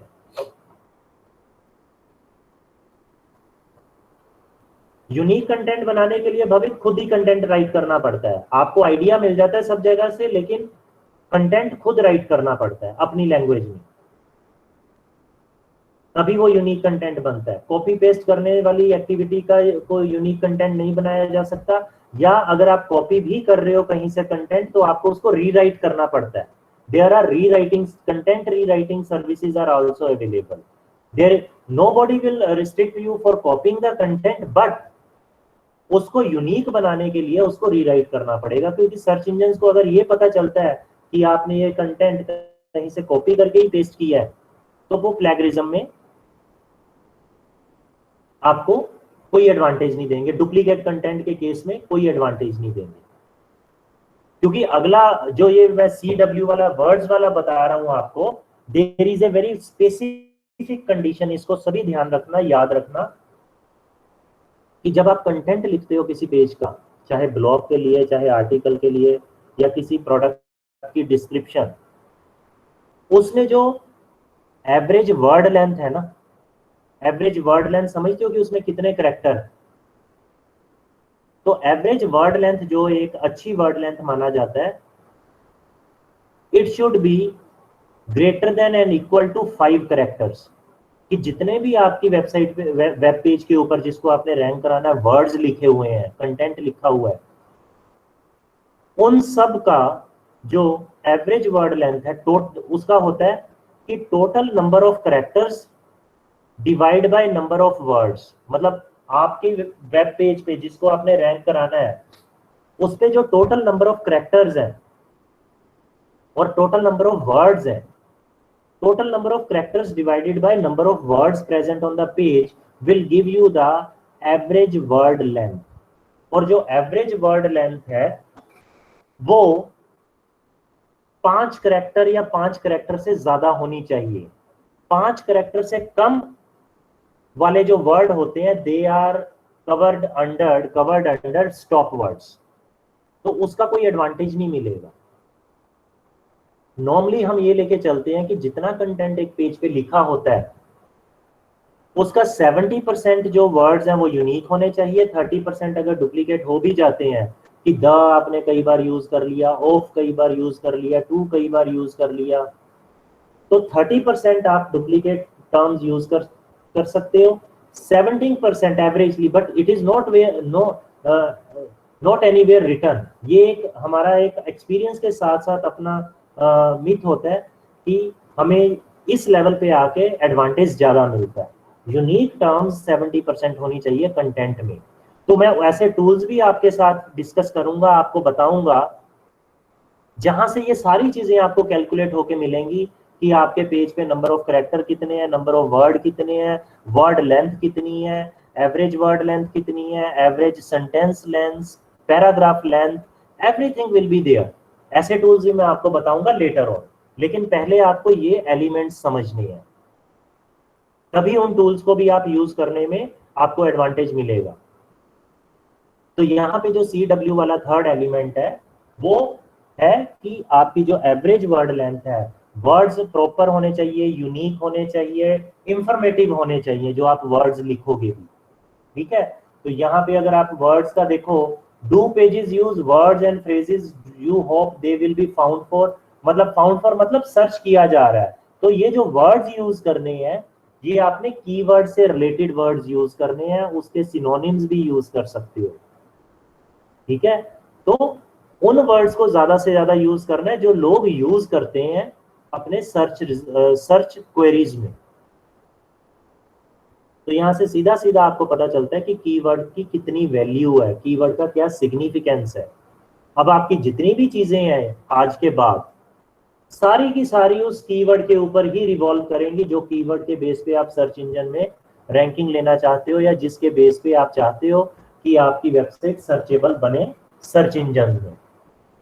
और अब इस स्टेज पे कीवर्ड को चेंज करना इज वेरी डिफिकल्ट, क्योंकि वो एक्सरसाइज आप कर चुके हो। Then fourth element is CF, fresh content, वही जो यूनिक कंटेंट की मैं बात कर रहा था, नया कंटेंट, क्या नई चीज आप दे सकते हो, आप अपने कंटेंट में क्या ऐसा नया इंक्लूड कर सकते हो which is new for the visitor of your website. क्योंकि कोई आपकी वेबसाइट पे बार बार तभी आएगा ना जब उसको कोई नई चीजें मिलेंगी, वहां पे हर बार कोई अपडेशन मिलेगी, कोई नया कंटेंट मिलेगा, कोई नई यूजफुल इंफॉर्मेशन मिलेगी। तो यहाँ पे फ्रेश कंटेंट का मतलब है, CF का मतलब है फ्रेश कंटेंट, नया कंटेंट। Then CV is your vertical content, मतलब जो भी आप उस, आपके पास फर्ज करो कि किसी पेज पे कंटेंट कम पड़ रहा है, तो आप उससे रेलेवेंट जो चीजें वहां पे इंफॉर्मेशन दोगे, जो भी कीवर्ड आपने यूज किया उसी के रेलेवेंस में आप कोई न्यूज आइटम दिखाना चाहते हो, कोई वीडियो दिखाना चाहते हो, या कोई मिलता जुलते प्रोडक्ट या सर्विस से रिलेटेड वहां पे कंटेंट दिखाना चाहते हो, तो that will cover under vertical content. मतलब जो हमारा मेन एक टॉपिक है उससे मिलता जुलता जो भी कंटेंट हम वहां पे पोस्ट करेंगे, that will be known as a vertical content. Then second ये जो है CA का मतलब है कि अगर आपने अपनी वेबसाइट पे कंटेंट को कुछ इस तरीके से प्रेजेंट किया है कि वो अपने आप में ही किसी विजिटर के लिए आंसर है, ठीक है। जैसे आपने कोई इंफॉर्मेशन दी हुई है कि Taj Mahal was constructed in such and such year by such and such person, आपने ये लिख दिया, and somebody puts query in the search window of search engine that when was Taj created or who has made it, तो वो आपकी site सामने आ जाएगी as A answer, आपकी साइट का वो कंटेंट एज ए आंसर सामने आ जाएगा। तो यहाँ पे कहने का मतलब ये है CA का कि अगर आप अपनी वेबसाइट पे ज्यादा से ज्यादा कंटेंट इस तरीके से बना के यूज करते हो कि अपने आप में वो किसी के लिए एक यूजफुल इंफॉर्मेशन है, या अपने आप में किसी क्वेश्चन के अगेंस्ट आंसर है, तो सर्च इंजन उसका एडवांटेज भी आपको एडिशनली देते हैं। I know this is a bit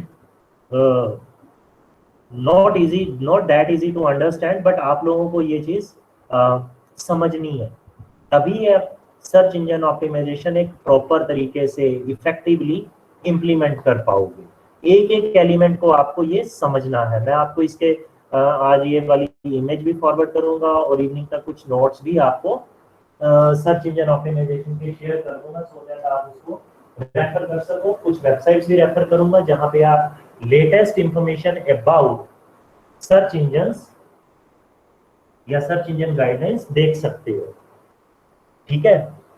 और उसके बाद आ गया ये जो रेड कलर में एलिमेंट्स हैं, ये इंडिकेट ये करते हैं कि ये हमें अपनी वेबसाइट पे चीजें नहीं करनी है, इनको अवॉइड करना।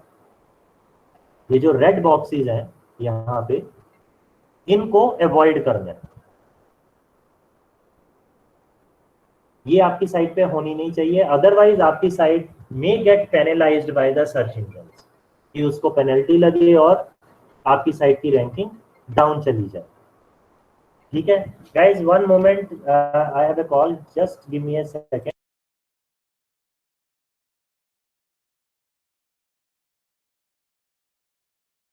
Okay, now back. So we were discussing about these parameters. So VT is basically thin content. Thin content का यहाँ पे मतलब है कि जिस कीवर्ड को हम यूज कर रहे हैं या जिस कीवर्ड के बेस पे हम अपने वेब पेज को रैंक करवाना चाहते हैं, हमने उसके रेलेवेंस में कंटेंट ना डिस्कस करके या वहां पे उससे रेलेवेंस कंटेंट ना डाल के कुछ और ही डिस्कस करने लग गए हैं, कुछ और ही राइटअप लिख दिया हमने। तो that kind of content will cover under thin content, कि जब आपका जो कीवर्ड है उसके रेलेवेंस में आपके पेज का कंटेंट नहीं ड्राफ्टेड होता या उसके रेलेवेंस में वो कंटेंट नहीं बना होता, तो that will cover under thin content. So this was all about your website content. आप देख सकते हो कि ये जो पहला कॉलम है, यहाँ पे पूरे कॉलम में सिर्फ कंटेंट से रिलेटेड ही एलिमेंट्स हैं। अब ये जितने भी एलिमेंट्स हैं ये आप देख रहे हो पीरियोडिक टेबल वाले, ये जितने भी एलिमेंट्स आप पीरियोडिक टेबल के देख रहे हो, voice is not audible, Anshul check at your and.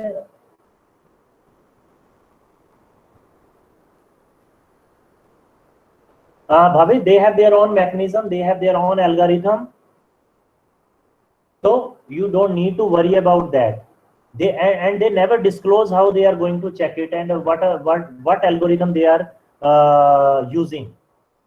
वो कभी भी डिस्क्लोज नहीं करते। अगर वो डिस्क्लोज करती है तो सारे उसी तरीके से वेबसाइट बनाने लग जाएंगे, तो it will become very difficult for search engine to rank the websites.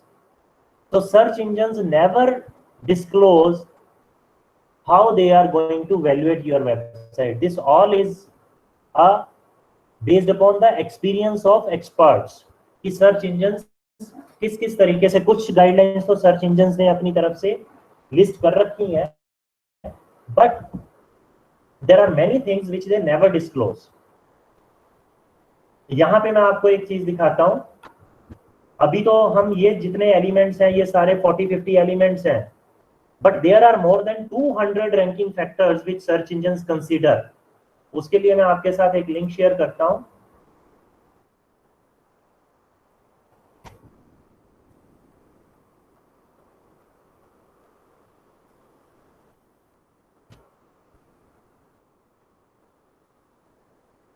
ये एक लिंक शेयर कर रहा हूं, इस लिंक को विजिट करो सारे।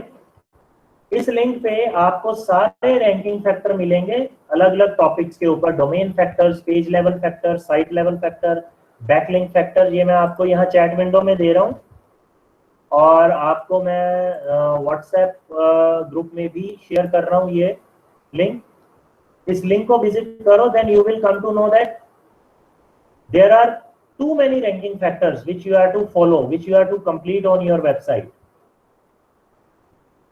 और हर एक पॉइंट जो अभी आपने कवर किया कि डोमेन में, मैंने आपको बोला था कि डोमेन सिलेक्शन कैसे करनी है और क्या उसका एडवांटेज आपको मिलेगा, जिन्होंने उस तरीके से फॉलो नहीं किया उनको वो एडवांटेज नहीं मिलने वाला। कीवर्ड्स का देखो, कीवर्ड्स के बारे में लिखा हुआ है, कीवर्ड अगर डोमेन में अपीयर हो रहा है तो उसके लिए ज्यादा आपको थोड़ा सा एडवांटेज मिल जाता है।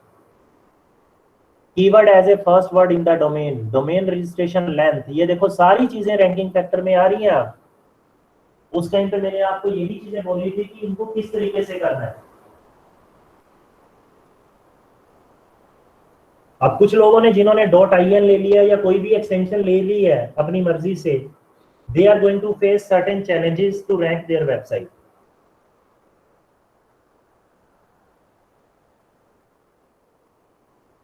और जिन्होंने .com लिया है उनको थोड़ा एडवांटेज रहेगा as compare to other extensions.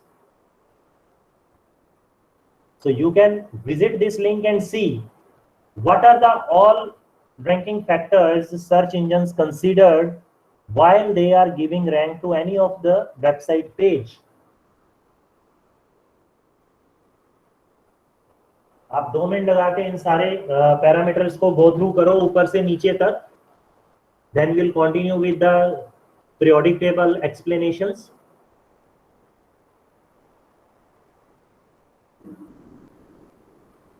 इन सारे पैरामीटर्स को आप थॉरोली आपको पढ़ना पड़ेगा, समझना पड़ेगा, तभी आप अपनी वेबसाइट पे सर्च इंजन ऑप्टिमाइजेशन इंप्लीमेंट कर पाओगे। अभी तक जो आपने किया वेबसाइट डेवलपमेंट, वो एक बेस बना है जिसके ऊपर आपने ये सारी चीजें अप्लाई करनी है।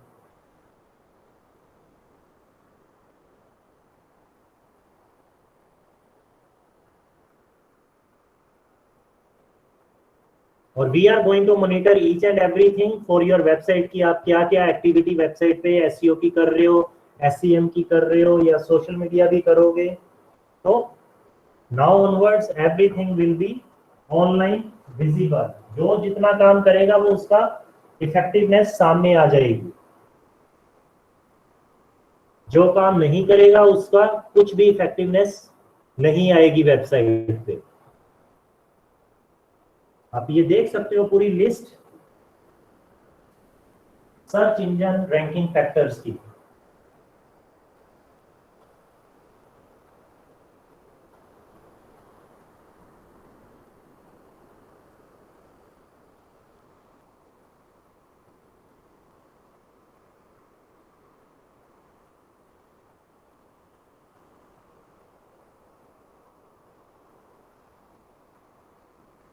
And search engines keep on updating their algorithm also. Basically search engine algorithm वो चीज है जिसके बेस पे सर्च इंजन आपकी वेबसाइट को वैल्यूएट करके रैंक देता है। तो गूगल के अपडेट्स आते रहते हैं, वो भी मैं आपको लिंक शेयर कर देता हूं।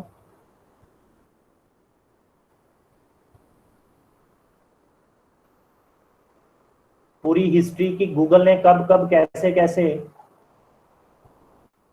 अपने सर्च इंजन गाइडलाइंस में चेंजेस किए। ये वो लिंक है कि गूगल ने कब कब अपनी सर्च इंजन गाइडलाइंस में चेंजेस किए और कैसे कैसे उसका साइट्स पे इफेक्ट आया।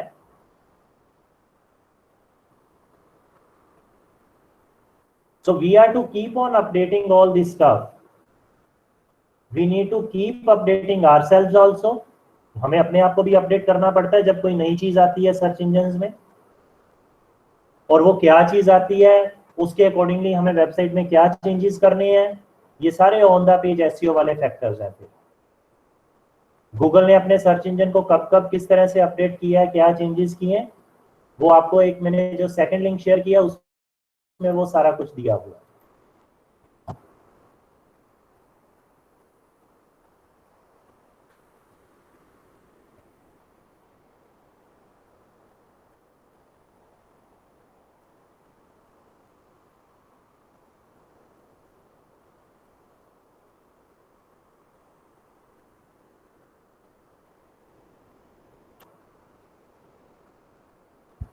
So again I am asking to everybody, सबको अभी तक जो हमने डिस्कस किया है वो समझ आ रहा है? All these things are clear to everybody? If you have any doubts, you can ask me before we proceed further.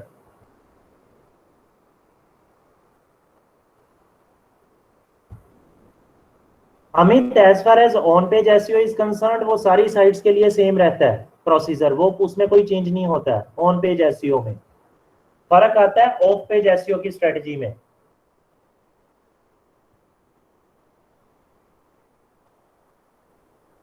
Yes, Bobby, they are immediately blocked if somebody complains about them, not automatically. CV is content vertical। इसका मतलब है कि अगर आपका, जैसे मैंने digital marketing के course को के ऊपर कोई कीवर्ड पे या डिजिटल मार्केटिंग के कोर्स के ऊपर कोई कंटेंट पेज पे डाला है, ठीक है। अब मैंने कहीं किसी वेबसाइट ने कोई वीडियो शो किया हुआ था डिजिटल मार्केटिंग से रिलेटेड, वो शो कर दिया, लेकिन मेरा जो पेज बना हुआ है वो पेज बना है पीपीसी के लिए, पेपर एडवर्टाइजमेंट के लिए, लेकिन वो जो वीडियो है वो रिलेटेड हुआ है email marketing.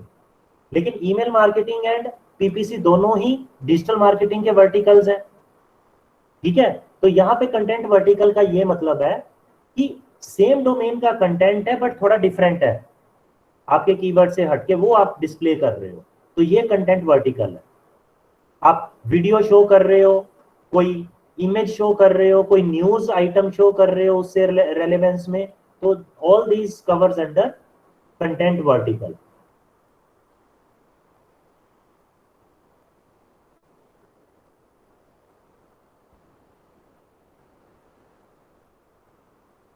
Any other thing which is not yet clear?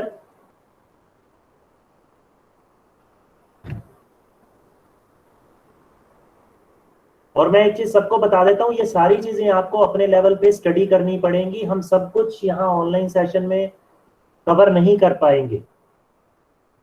आपको हो सकता है बहुत सारी साइट्स को रेफर करना पड़े, उनके ब्लॉग्स को रेफर करना पड़े, कुछ स्टडी मटेरियल मैं भी आपको प्रोवाइड करूंगा, बट ज्यादा से ज्यादा आपको ऑनलाइन मटेरियल पे ही रिलाई करना पड़ेगा, क्योंकि वही एक मटेरियल है जो which is keep on updating every day. तो ऑनलाइन जितना मटेरियल आप इस टॉपिक के लिए रिसर्च करोगे या देखोगे, वहां से आपको अपडेशंस ज्यादा मिलेंगी।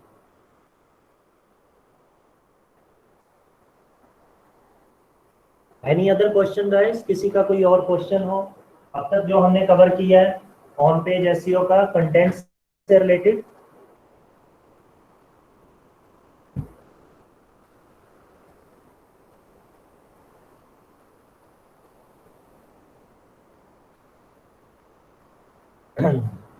आगे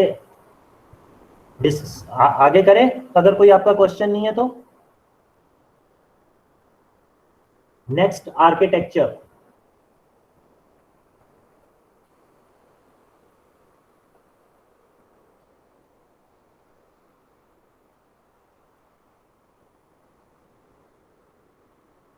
विजय, there is no limit to add keywords, but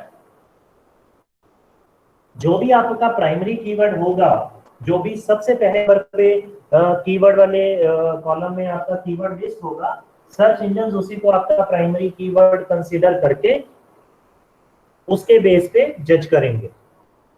तो अगर आप मल्टीपल कीवर्ड्स अलग अलग तरह के यूज करोगे तो उससे सर्च इंजन कंफ्यूज हो जाएगा कि आप किस कीवर्ड के बेस पे इस कंटेंट को आपने ड्राफ्ट किया है, या ये जो आपके उस पेज पे कंटेंट है वो किस कीवर्ड के रेलेवेंस में है, तो search engine will become a little bit confused. तो वो चीज अगर अवॉइड कर सको तो वो अवॉइड करो।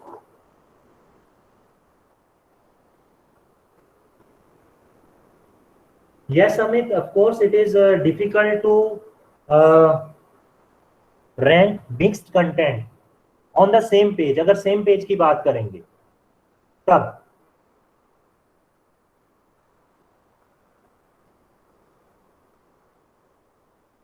If anybody searches the keyword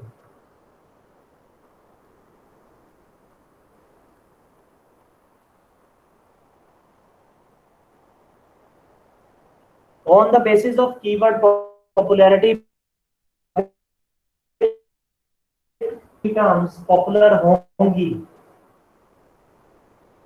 जिन पे सर्चेस ज्यादा होती हैं, जब आप अपनी वेबसाइट का कंटेंट उसके अकॉर्डिंगली बनाते हो और आप अपनी वेबसाइट के हर एलिमेंट को उसी कीवर्ड के अराउंड रेफर करते हो, उसी के बेसिस पे रैंकिंग होती है, और कोई पैटर्न नहीं है। मतलब जो प्रिंसिपल ऑफ रैंकिंग है that will remain the same.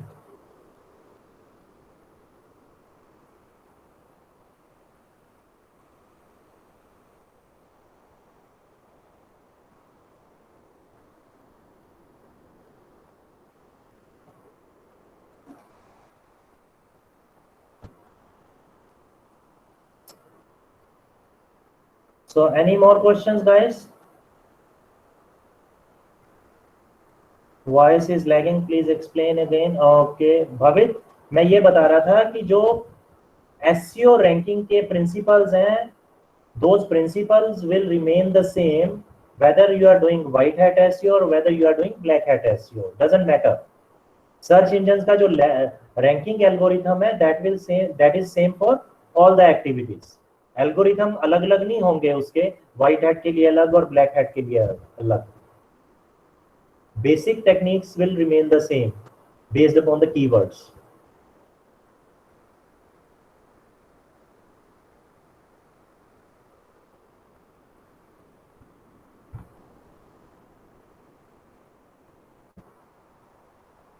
So next is architecture. Under architecture आप देखो सारे एलिमेंट ए से स्टार्ट हो रहे हैं। The first one is crawl, duplicate, mobile, speed, URL, HTTPS. Sir I have spelling mistake in my domain name. No Gunit, now you can not change. मतलब आपने register ही गलत स्पेलिंग के साथ कर लिया या मेरे पास जब होस्टिंग ली है तब वो स्पेलिंग मिस्टेक हुआ है? Just clarify.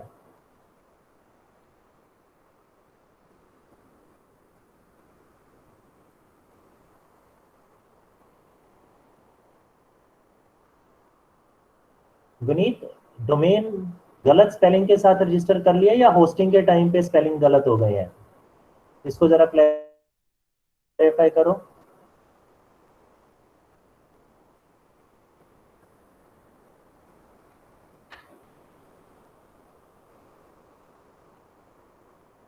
नहीं गुनीत, वो ठीक नहीं हो सकता। once your domain has been registered, it is registered. Now the remedy is you have to go with new registration। नया डोमेन रजिस्टर करना पड़ेगा। जिन गलत स्पेलिंग के साथ रजिस्टर हो जाते हैं वो नहीं ठीक हो सकते गाइस।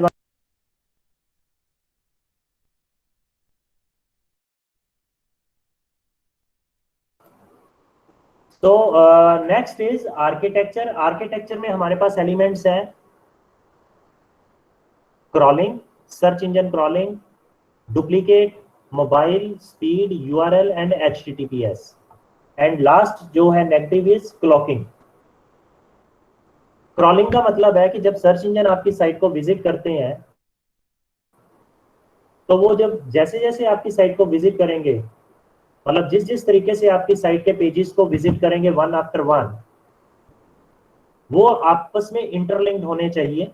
मतलब जैसे वो होम पेज पे आए, होम पेज पे से जिस भी पेज पे जाएंगे या जिस भी सब पेज पे जाएंगे, एक तो वो बात क्लियर होना चाहिए, और जिस भी इंटरनल पेज पे सर्च इंजन अगर जाए क्रॉलिंग के लिए आपके वेबसाइट को या वेब पेजेस को वैल्यूएट करने के लिए, हर पेज से होम पेज पे वापस आने का लिंक होना चाहिए। इस चीज को ध्यान से समझो कि जब आप किसी वेबसाइट के होम पेज से इंटरनल पेजेस पे जाते हो तो उस इंटरनल पेज से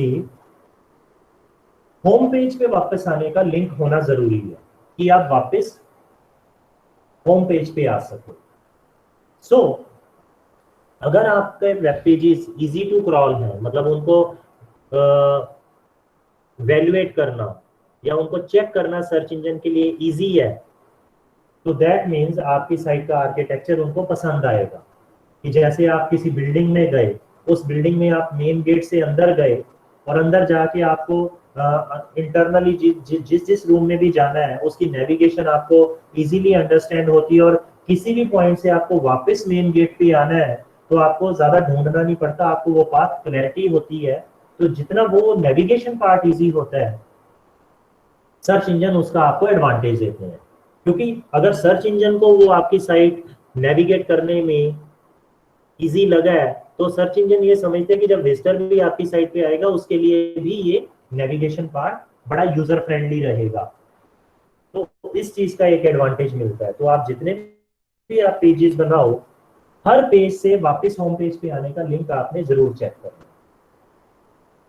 डुप्लीकेट का मतलब है duplicate content, duplicate images, nothing should be duplicate on your website. अभी के लिए तो आपका लर्निंग पर्पस है, तो आई टोल्ड यू कि आप कहीं इस साइट से प्रोडक्ट्स को कॉपी पेस्ट कर लो, बट लेटर ऑन जब आप ये एक्टिविटी करोगे, या अभी से भी आप अगर अपनी वेबसाइट में ये रिफाइनमेंट करना चाहते हो, इमेजेस तो सेम रहेंगी, देखो इमेजेस पे आप कुछ नहीं कर सकते, लेकिन हाँ उसकी जो डिस्क्रिप्शन है उसमें अगर आप ऑल्ट्रेशन करने का एफर्ट कर सकते हो कि so that you can make that content unique, तो वो आपके लिए ज्यादा एडवांटेजियस है, आपकी साइट को पुश करेगा रैंकिंग के लिए।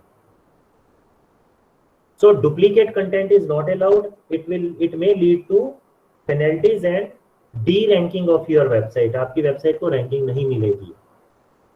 Yes, Amit, you can edit images before use. It is up to you. If you have time, you can spend updating the images also. No problem.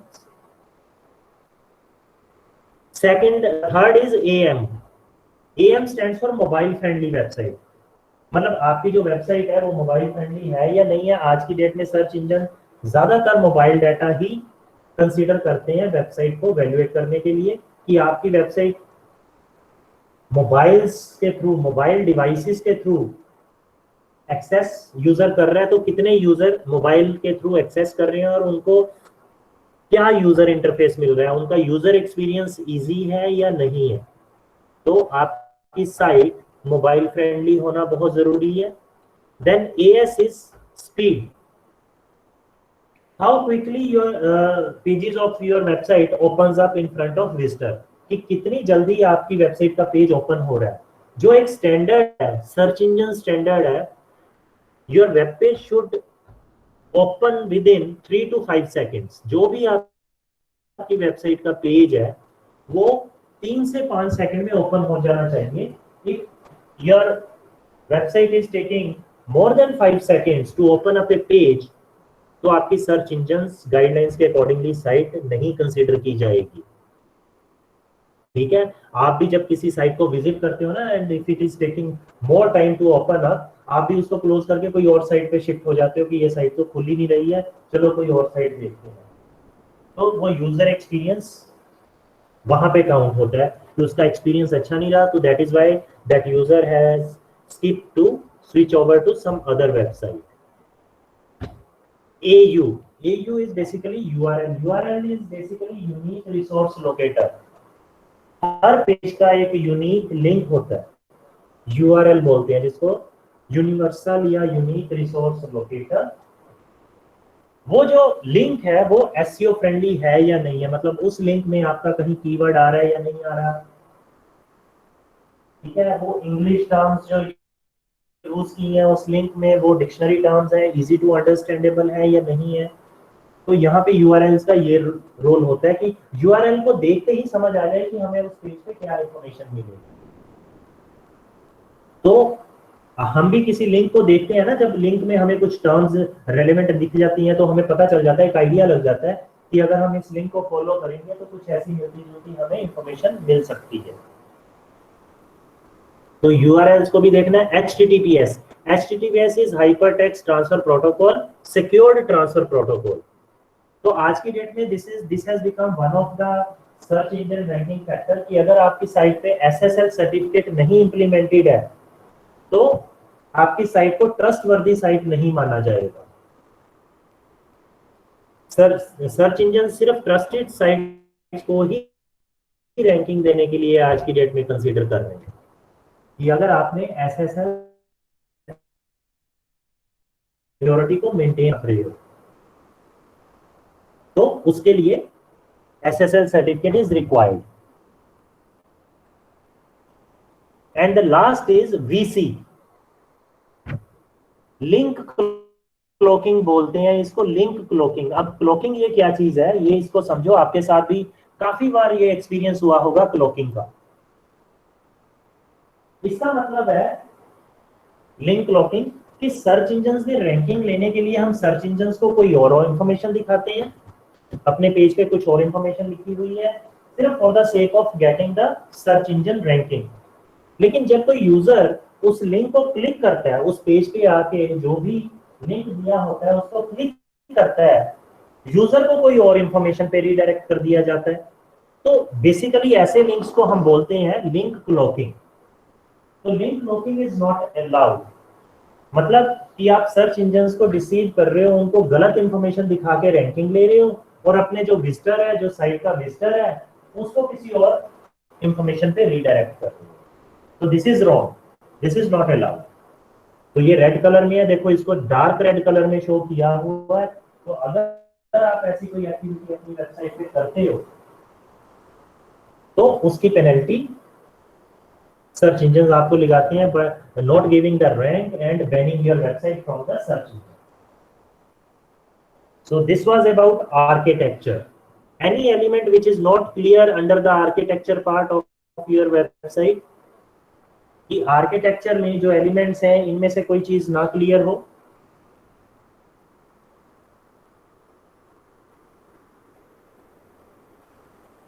एक बार गो थ्रू हो लो इस architecture वाले elements को, और कोई element आपको नहीं clear है आप पूछ सकते हो।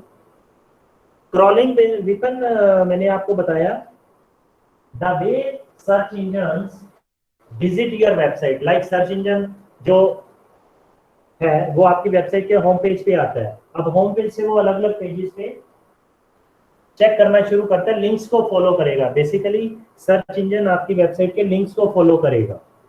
अगर उसको लिंक्स को फॉलो करते करते कहीं डेड एंड आ गया और वापस आने का कोई रास्ता नहीं मिलता, तो that will B a bad user navigation path. Search engine को आपकी साइट की जो क्रॉलिंग बोलते हैं ना, कि पेज बाय पेज एक एक पेज को आगे वो फॉलो कर रहा है, अगर उसमें कोई प्रॉब्लम आती है तो उसके आपके नेगेटिव पॉइंट्स हो जाएंगे। मोबाइल मीन्स कि आपकी जो वेबसाइट है वो रिस्पॉन्सिव होनी चाहिए, किसी भी मोबाइल डिवाइस पे इजीली ओपन हो जाए और एक्यूरेटली ओपन हो जाए। तो that is what is known as a mobile architecture, कि लैपटॉप या डेस्कटॉप पे तो ओपन हो ही रही है, mobile devices like mobile phone, tabs और नोटबुक्स, उन पे भी वो इजीली ओपन हो सके, तो वो मोबाइल पार्ट है इसका।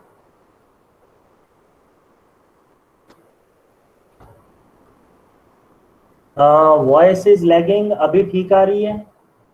हेलो,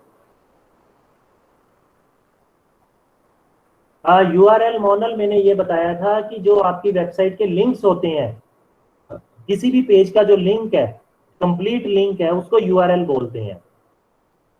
अगर वो यूआरएल में मशीन लैंग्वेज आ रही है या कोई और कैरेक्टर्स आ रहे हैं तो they are not consider to be search engine friendly URLs. अगर वो यूआरएल्स डिक्शनरी टर्म्स के साथ है, मतलब easy to understand English terms के साथ है, तो those are consider to be user friendly और सर्च इंजन फ्रेंडली यूआरएल्स। तो हमें सर्च इंजन फ्रेंडली यूआरएल्स चाहिए होते हैं। क्लॉकिंग, मैंने बताया कि क्लॉकिंग का मतलब है कि हम जब वेबसाइट पे किसी लिंक को क्लिक करते हैं, हमें जब लिंक क्लिक करते हैं तो कोई और इंफॉर्मेशन हमें बताई जाती है कि if you click here you will get this, but जैसे ही क्लिक करते हैं और जिस पेज पे जाके रीडायरेक्ट होते हैं वहां पे हमें कुछ डिफरेंट ही इंफॉर्मेशन मिलती है, जो कि जहां से हमने लिंक को क्लिक किया था उससे अलग हो जाती है।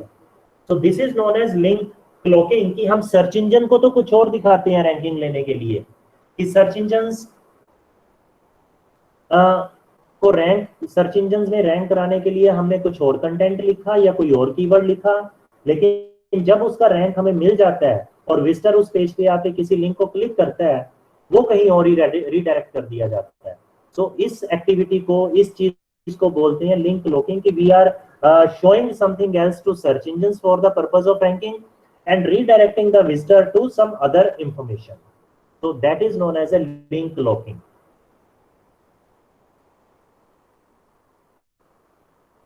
Any other questions?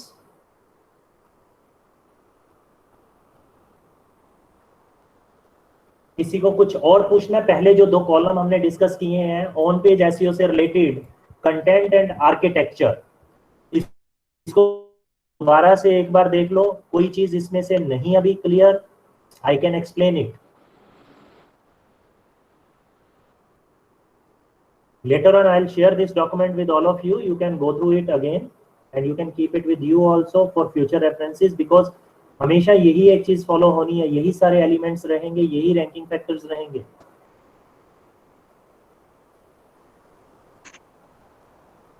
Then we have last column for Rishabh, क्या जानना चाहते हो ST1 का?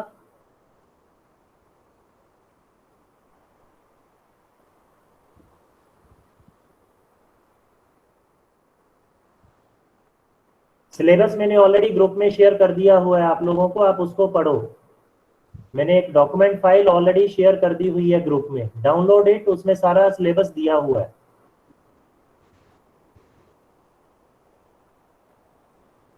कहाँ पे ये सीक्वेंस कौन सी है? CVHTLPS करेक्टर्स, ये क्या है?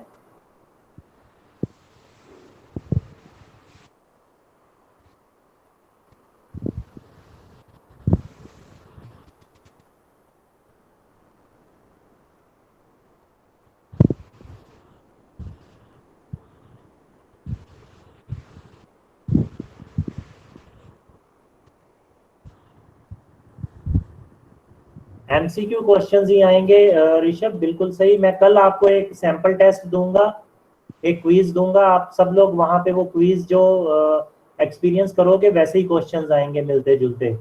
कल संडे को किसी भी टाइम मैं आपको ग्रुप में मैसेज कर दूंगा और एक क्विज ओपन कर दूंगा, आप उस क्विज को दे सकते हो और उससे आपको पता चल जाएगा कि किस तरीके के क्वेश्चंस आएंगे।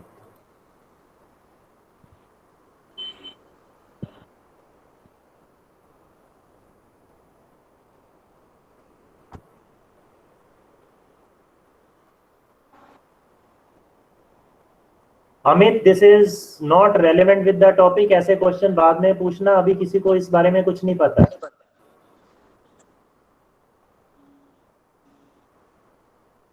अभी मैं बोल रहा हूँ कि जो अभी हमने डिस्कस किया है उससे रेलेवेंट अगर किसी का कोई क्वेश्चन है तो।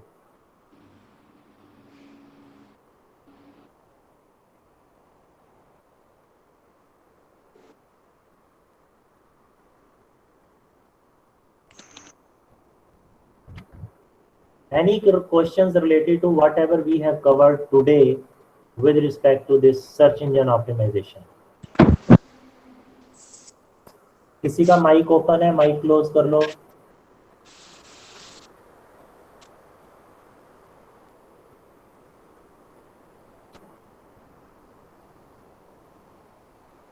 Anybody who is having any doubts up till now? So last column is about HTML. अब हमें अपनी वेबसाइट को या जिस पेज को रैंक कराना है उसको कुछ उसमें पैरामीटर्स होते हैं जो हमें मैनुअली एडजस्ट करने होते हैं।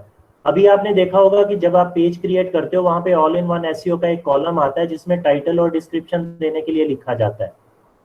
तो ये देखो HTML में यहाँ title, HT is titles and description, ये दो चीजें दी हुई हैं और ये दोनों चीजें आपने अपने उन पेजेस पे इंप्लीमेंट करनी है जिसको रैंक कराना है।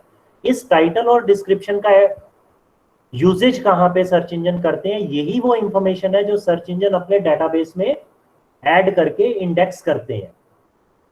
जब आप कोई भी सर्च लगाते हो, ये देखो आपने सर्च लगाई तो ये जो ऊपर ब्लू कलर में टाइटल आ रहा है ये वही टाइटल है जो आप सर्च इंजन के यहाँ पे टाइटल में डिफाइन करते हो HT, और जो उसके नीचे ये डिस्क्रिप्शन आ रही है ब्लैक कलर में, ये वाली डिस्क्रिप्शन सर्च इंजन फेच करते हैं जो आप डिस्क्रिप्शन में डिफाइन करते हो। जैसे अभी आप पेज देखोगे अपनी वेबसाइट का, होम पेज है या कोई भी पेज है, उसमें ऑल इन वन एसईओ वाला कॉलम जो आता है पेज के ऊपर, जहां पे आप WP बेकरी का पेज डिजाइन कर रहे हो, उसके बॉटम पे या उसके ऊपर वो सेक्शन आएगा।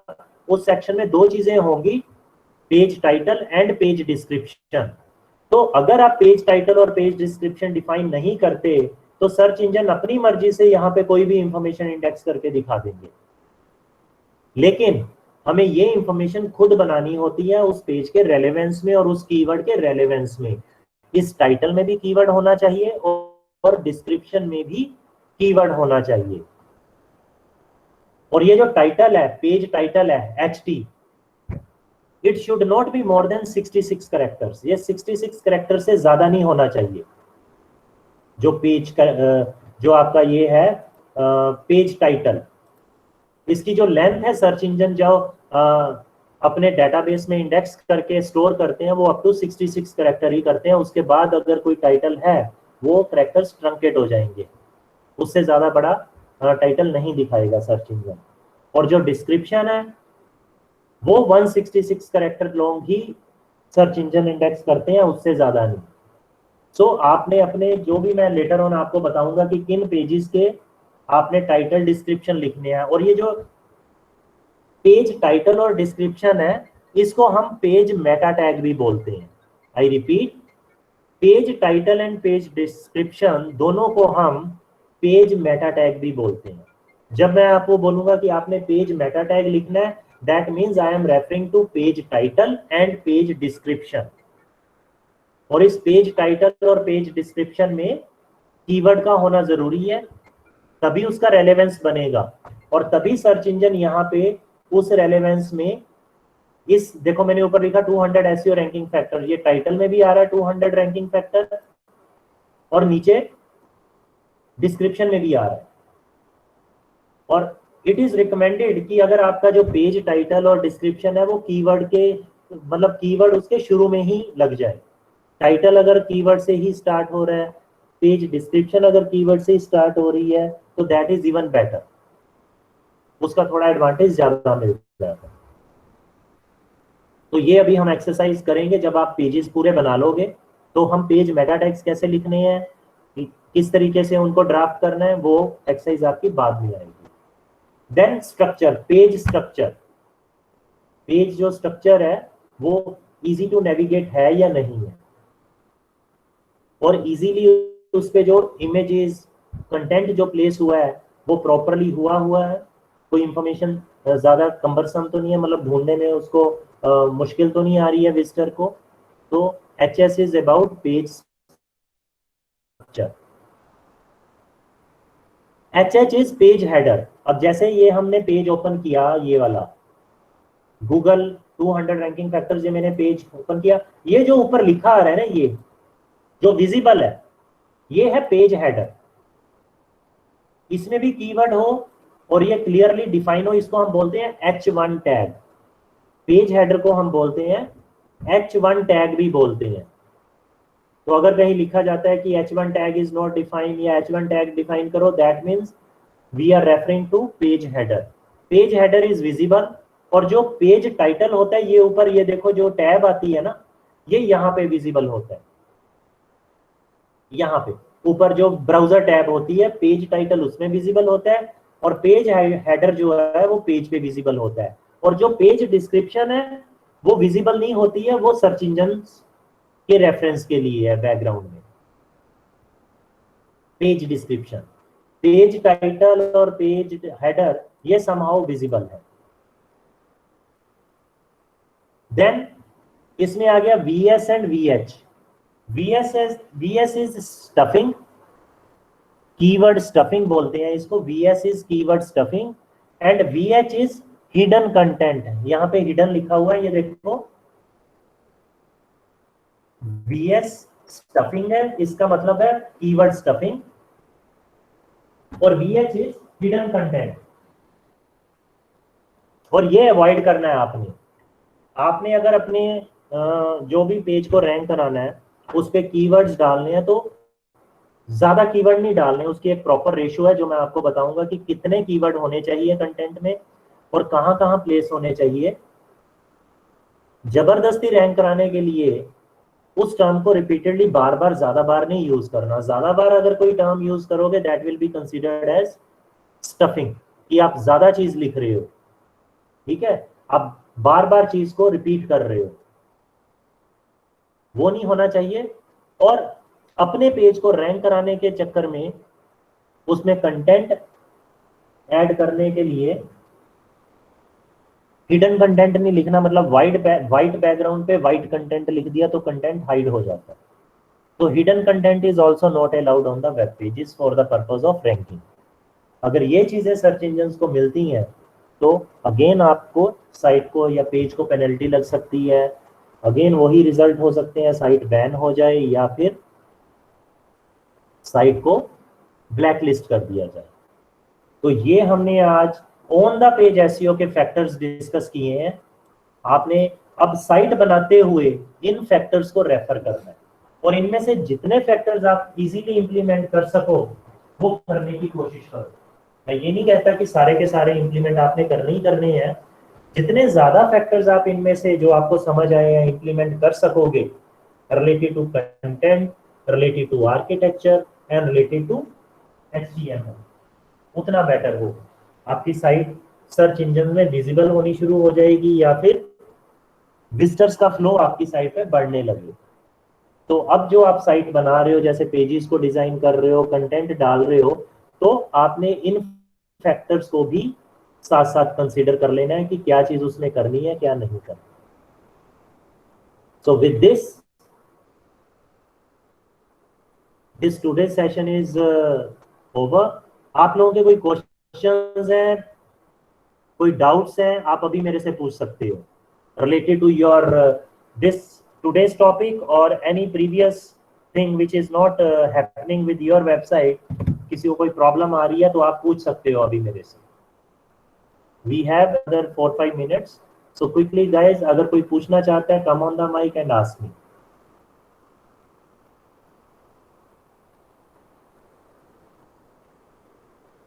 सर yes सर जब मैं प्रोडक्ट की इमेजेस ऐड कर रही थी ना, तो मैंने साइज चेंज करा ना अलग से, तो फिर भी वो छोटा साइज ही उसका फिट हो रहा है, बड़ा नहीं हो रहा। वो छोटा साइज क्या नहीं हो रहा सर? जैसे कि मैंने पहले ना पिक्चर के पिक्सेल्स चेंज किए 700 समथिंग, तो बट जब वो मैंने उसको ऐड की ना, वो फिर भी 596 ही दिखा रहा है। वो छोटा साइज ही दिखा रहा है इमेज का, बड़ा नहीं हो रहा। नहीं, जब आप पिक्चर करते हो ना, जब आप पिक्चर अपलोड करते हो और जब पिक्चर अपलोड हो जाती है, बॉटम राइट कॉर्नर में देखना, नीचे नीचे आपको कुछ वो ऑटोमेटिक साइज मिलेंगे, कहीं वो ऑटोमेटेड साइज ले रहा है वहां से। 1 मिनट होल्ड करना, 1 मिनट।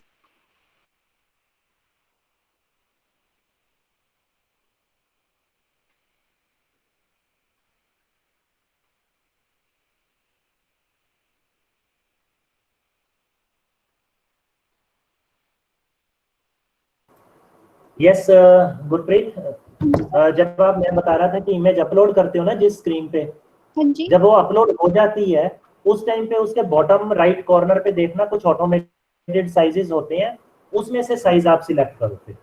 ठीक है सर। ओके भवित, मैं थोड़ी देर में चेक करता हूँ, ये मेरे को कल ध्यान नहीं रहा, मेरे पास डिटेल्स हैं, मैं अभी चेक कर दूंगा। और किसी का कोई क्वेश्चन, किसी को कोई प्रॉब्लम आ रही है? विवेक, मैंने इतनी बार बोला है, अभी आपने एडिशनल अभी कुछ नहीं करना है साइट में, जितना आपको काम दिया अभी उसको करो। Don't rush into anything. अभी इसमें काफी कुछ और होना है आने वाले टाइम पे।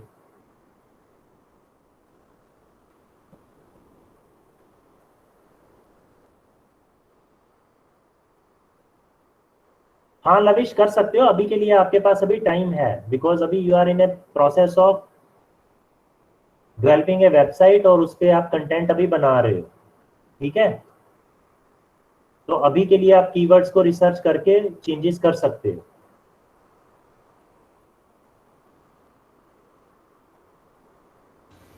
अजय सर।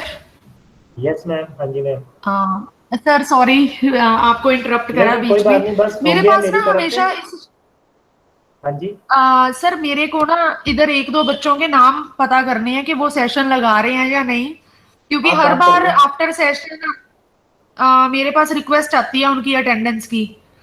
एक तो तुषार सेशन लगा रहा है। तुषार अगर सेशन लगा रहे हो तो स्पीक अप और मैसेज इमीडिएटली। सर ये बच्चे ऐसे हैं जो बाद में मेरे को अटेंडेंस के लिए स्पेशल रिक्वेस्ट के लिए मैसेज करते हैं। नहीं, अभी है ही नहीं है। जानवी, अगर होगा तो बोल लेगा। हाँ सर हाँ, ये पता तभी लगेगा ना। अभी जानवी रोल नंबर 57 नहीं है। Mayank Singh 58 roll number Mayank. Okay, Janvi present है और मयंक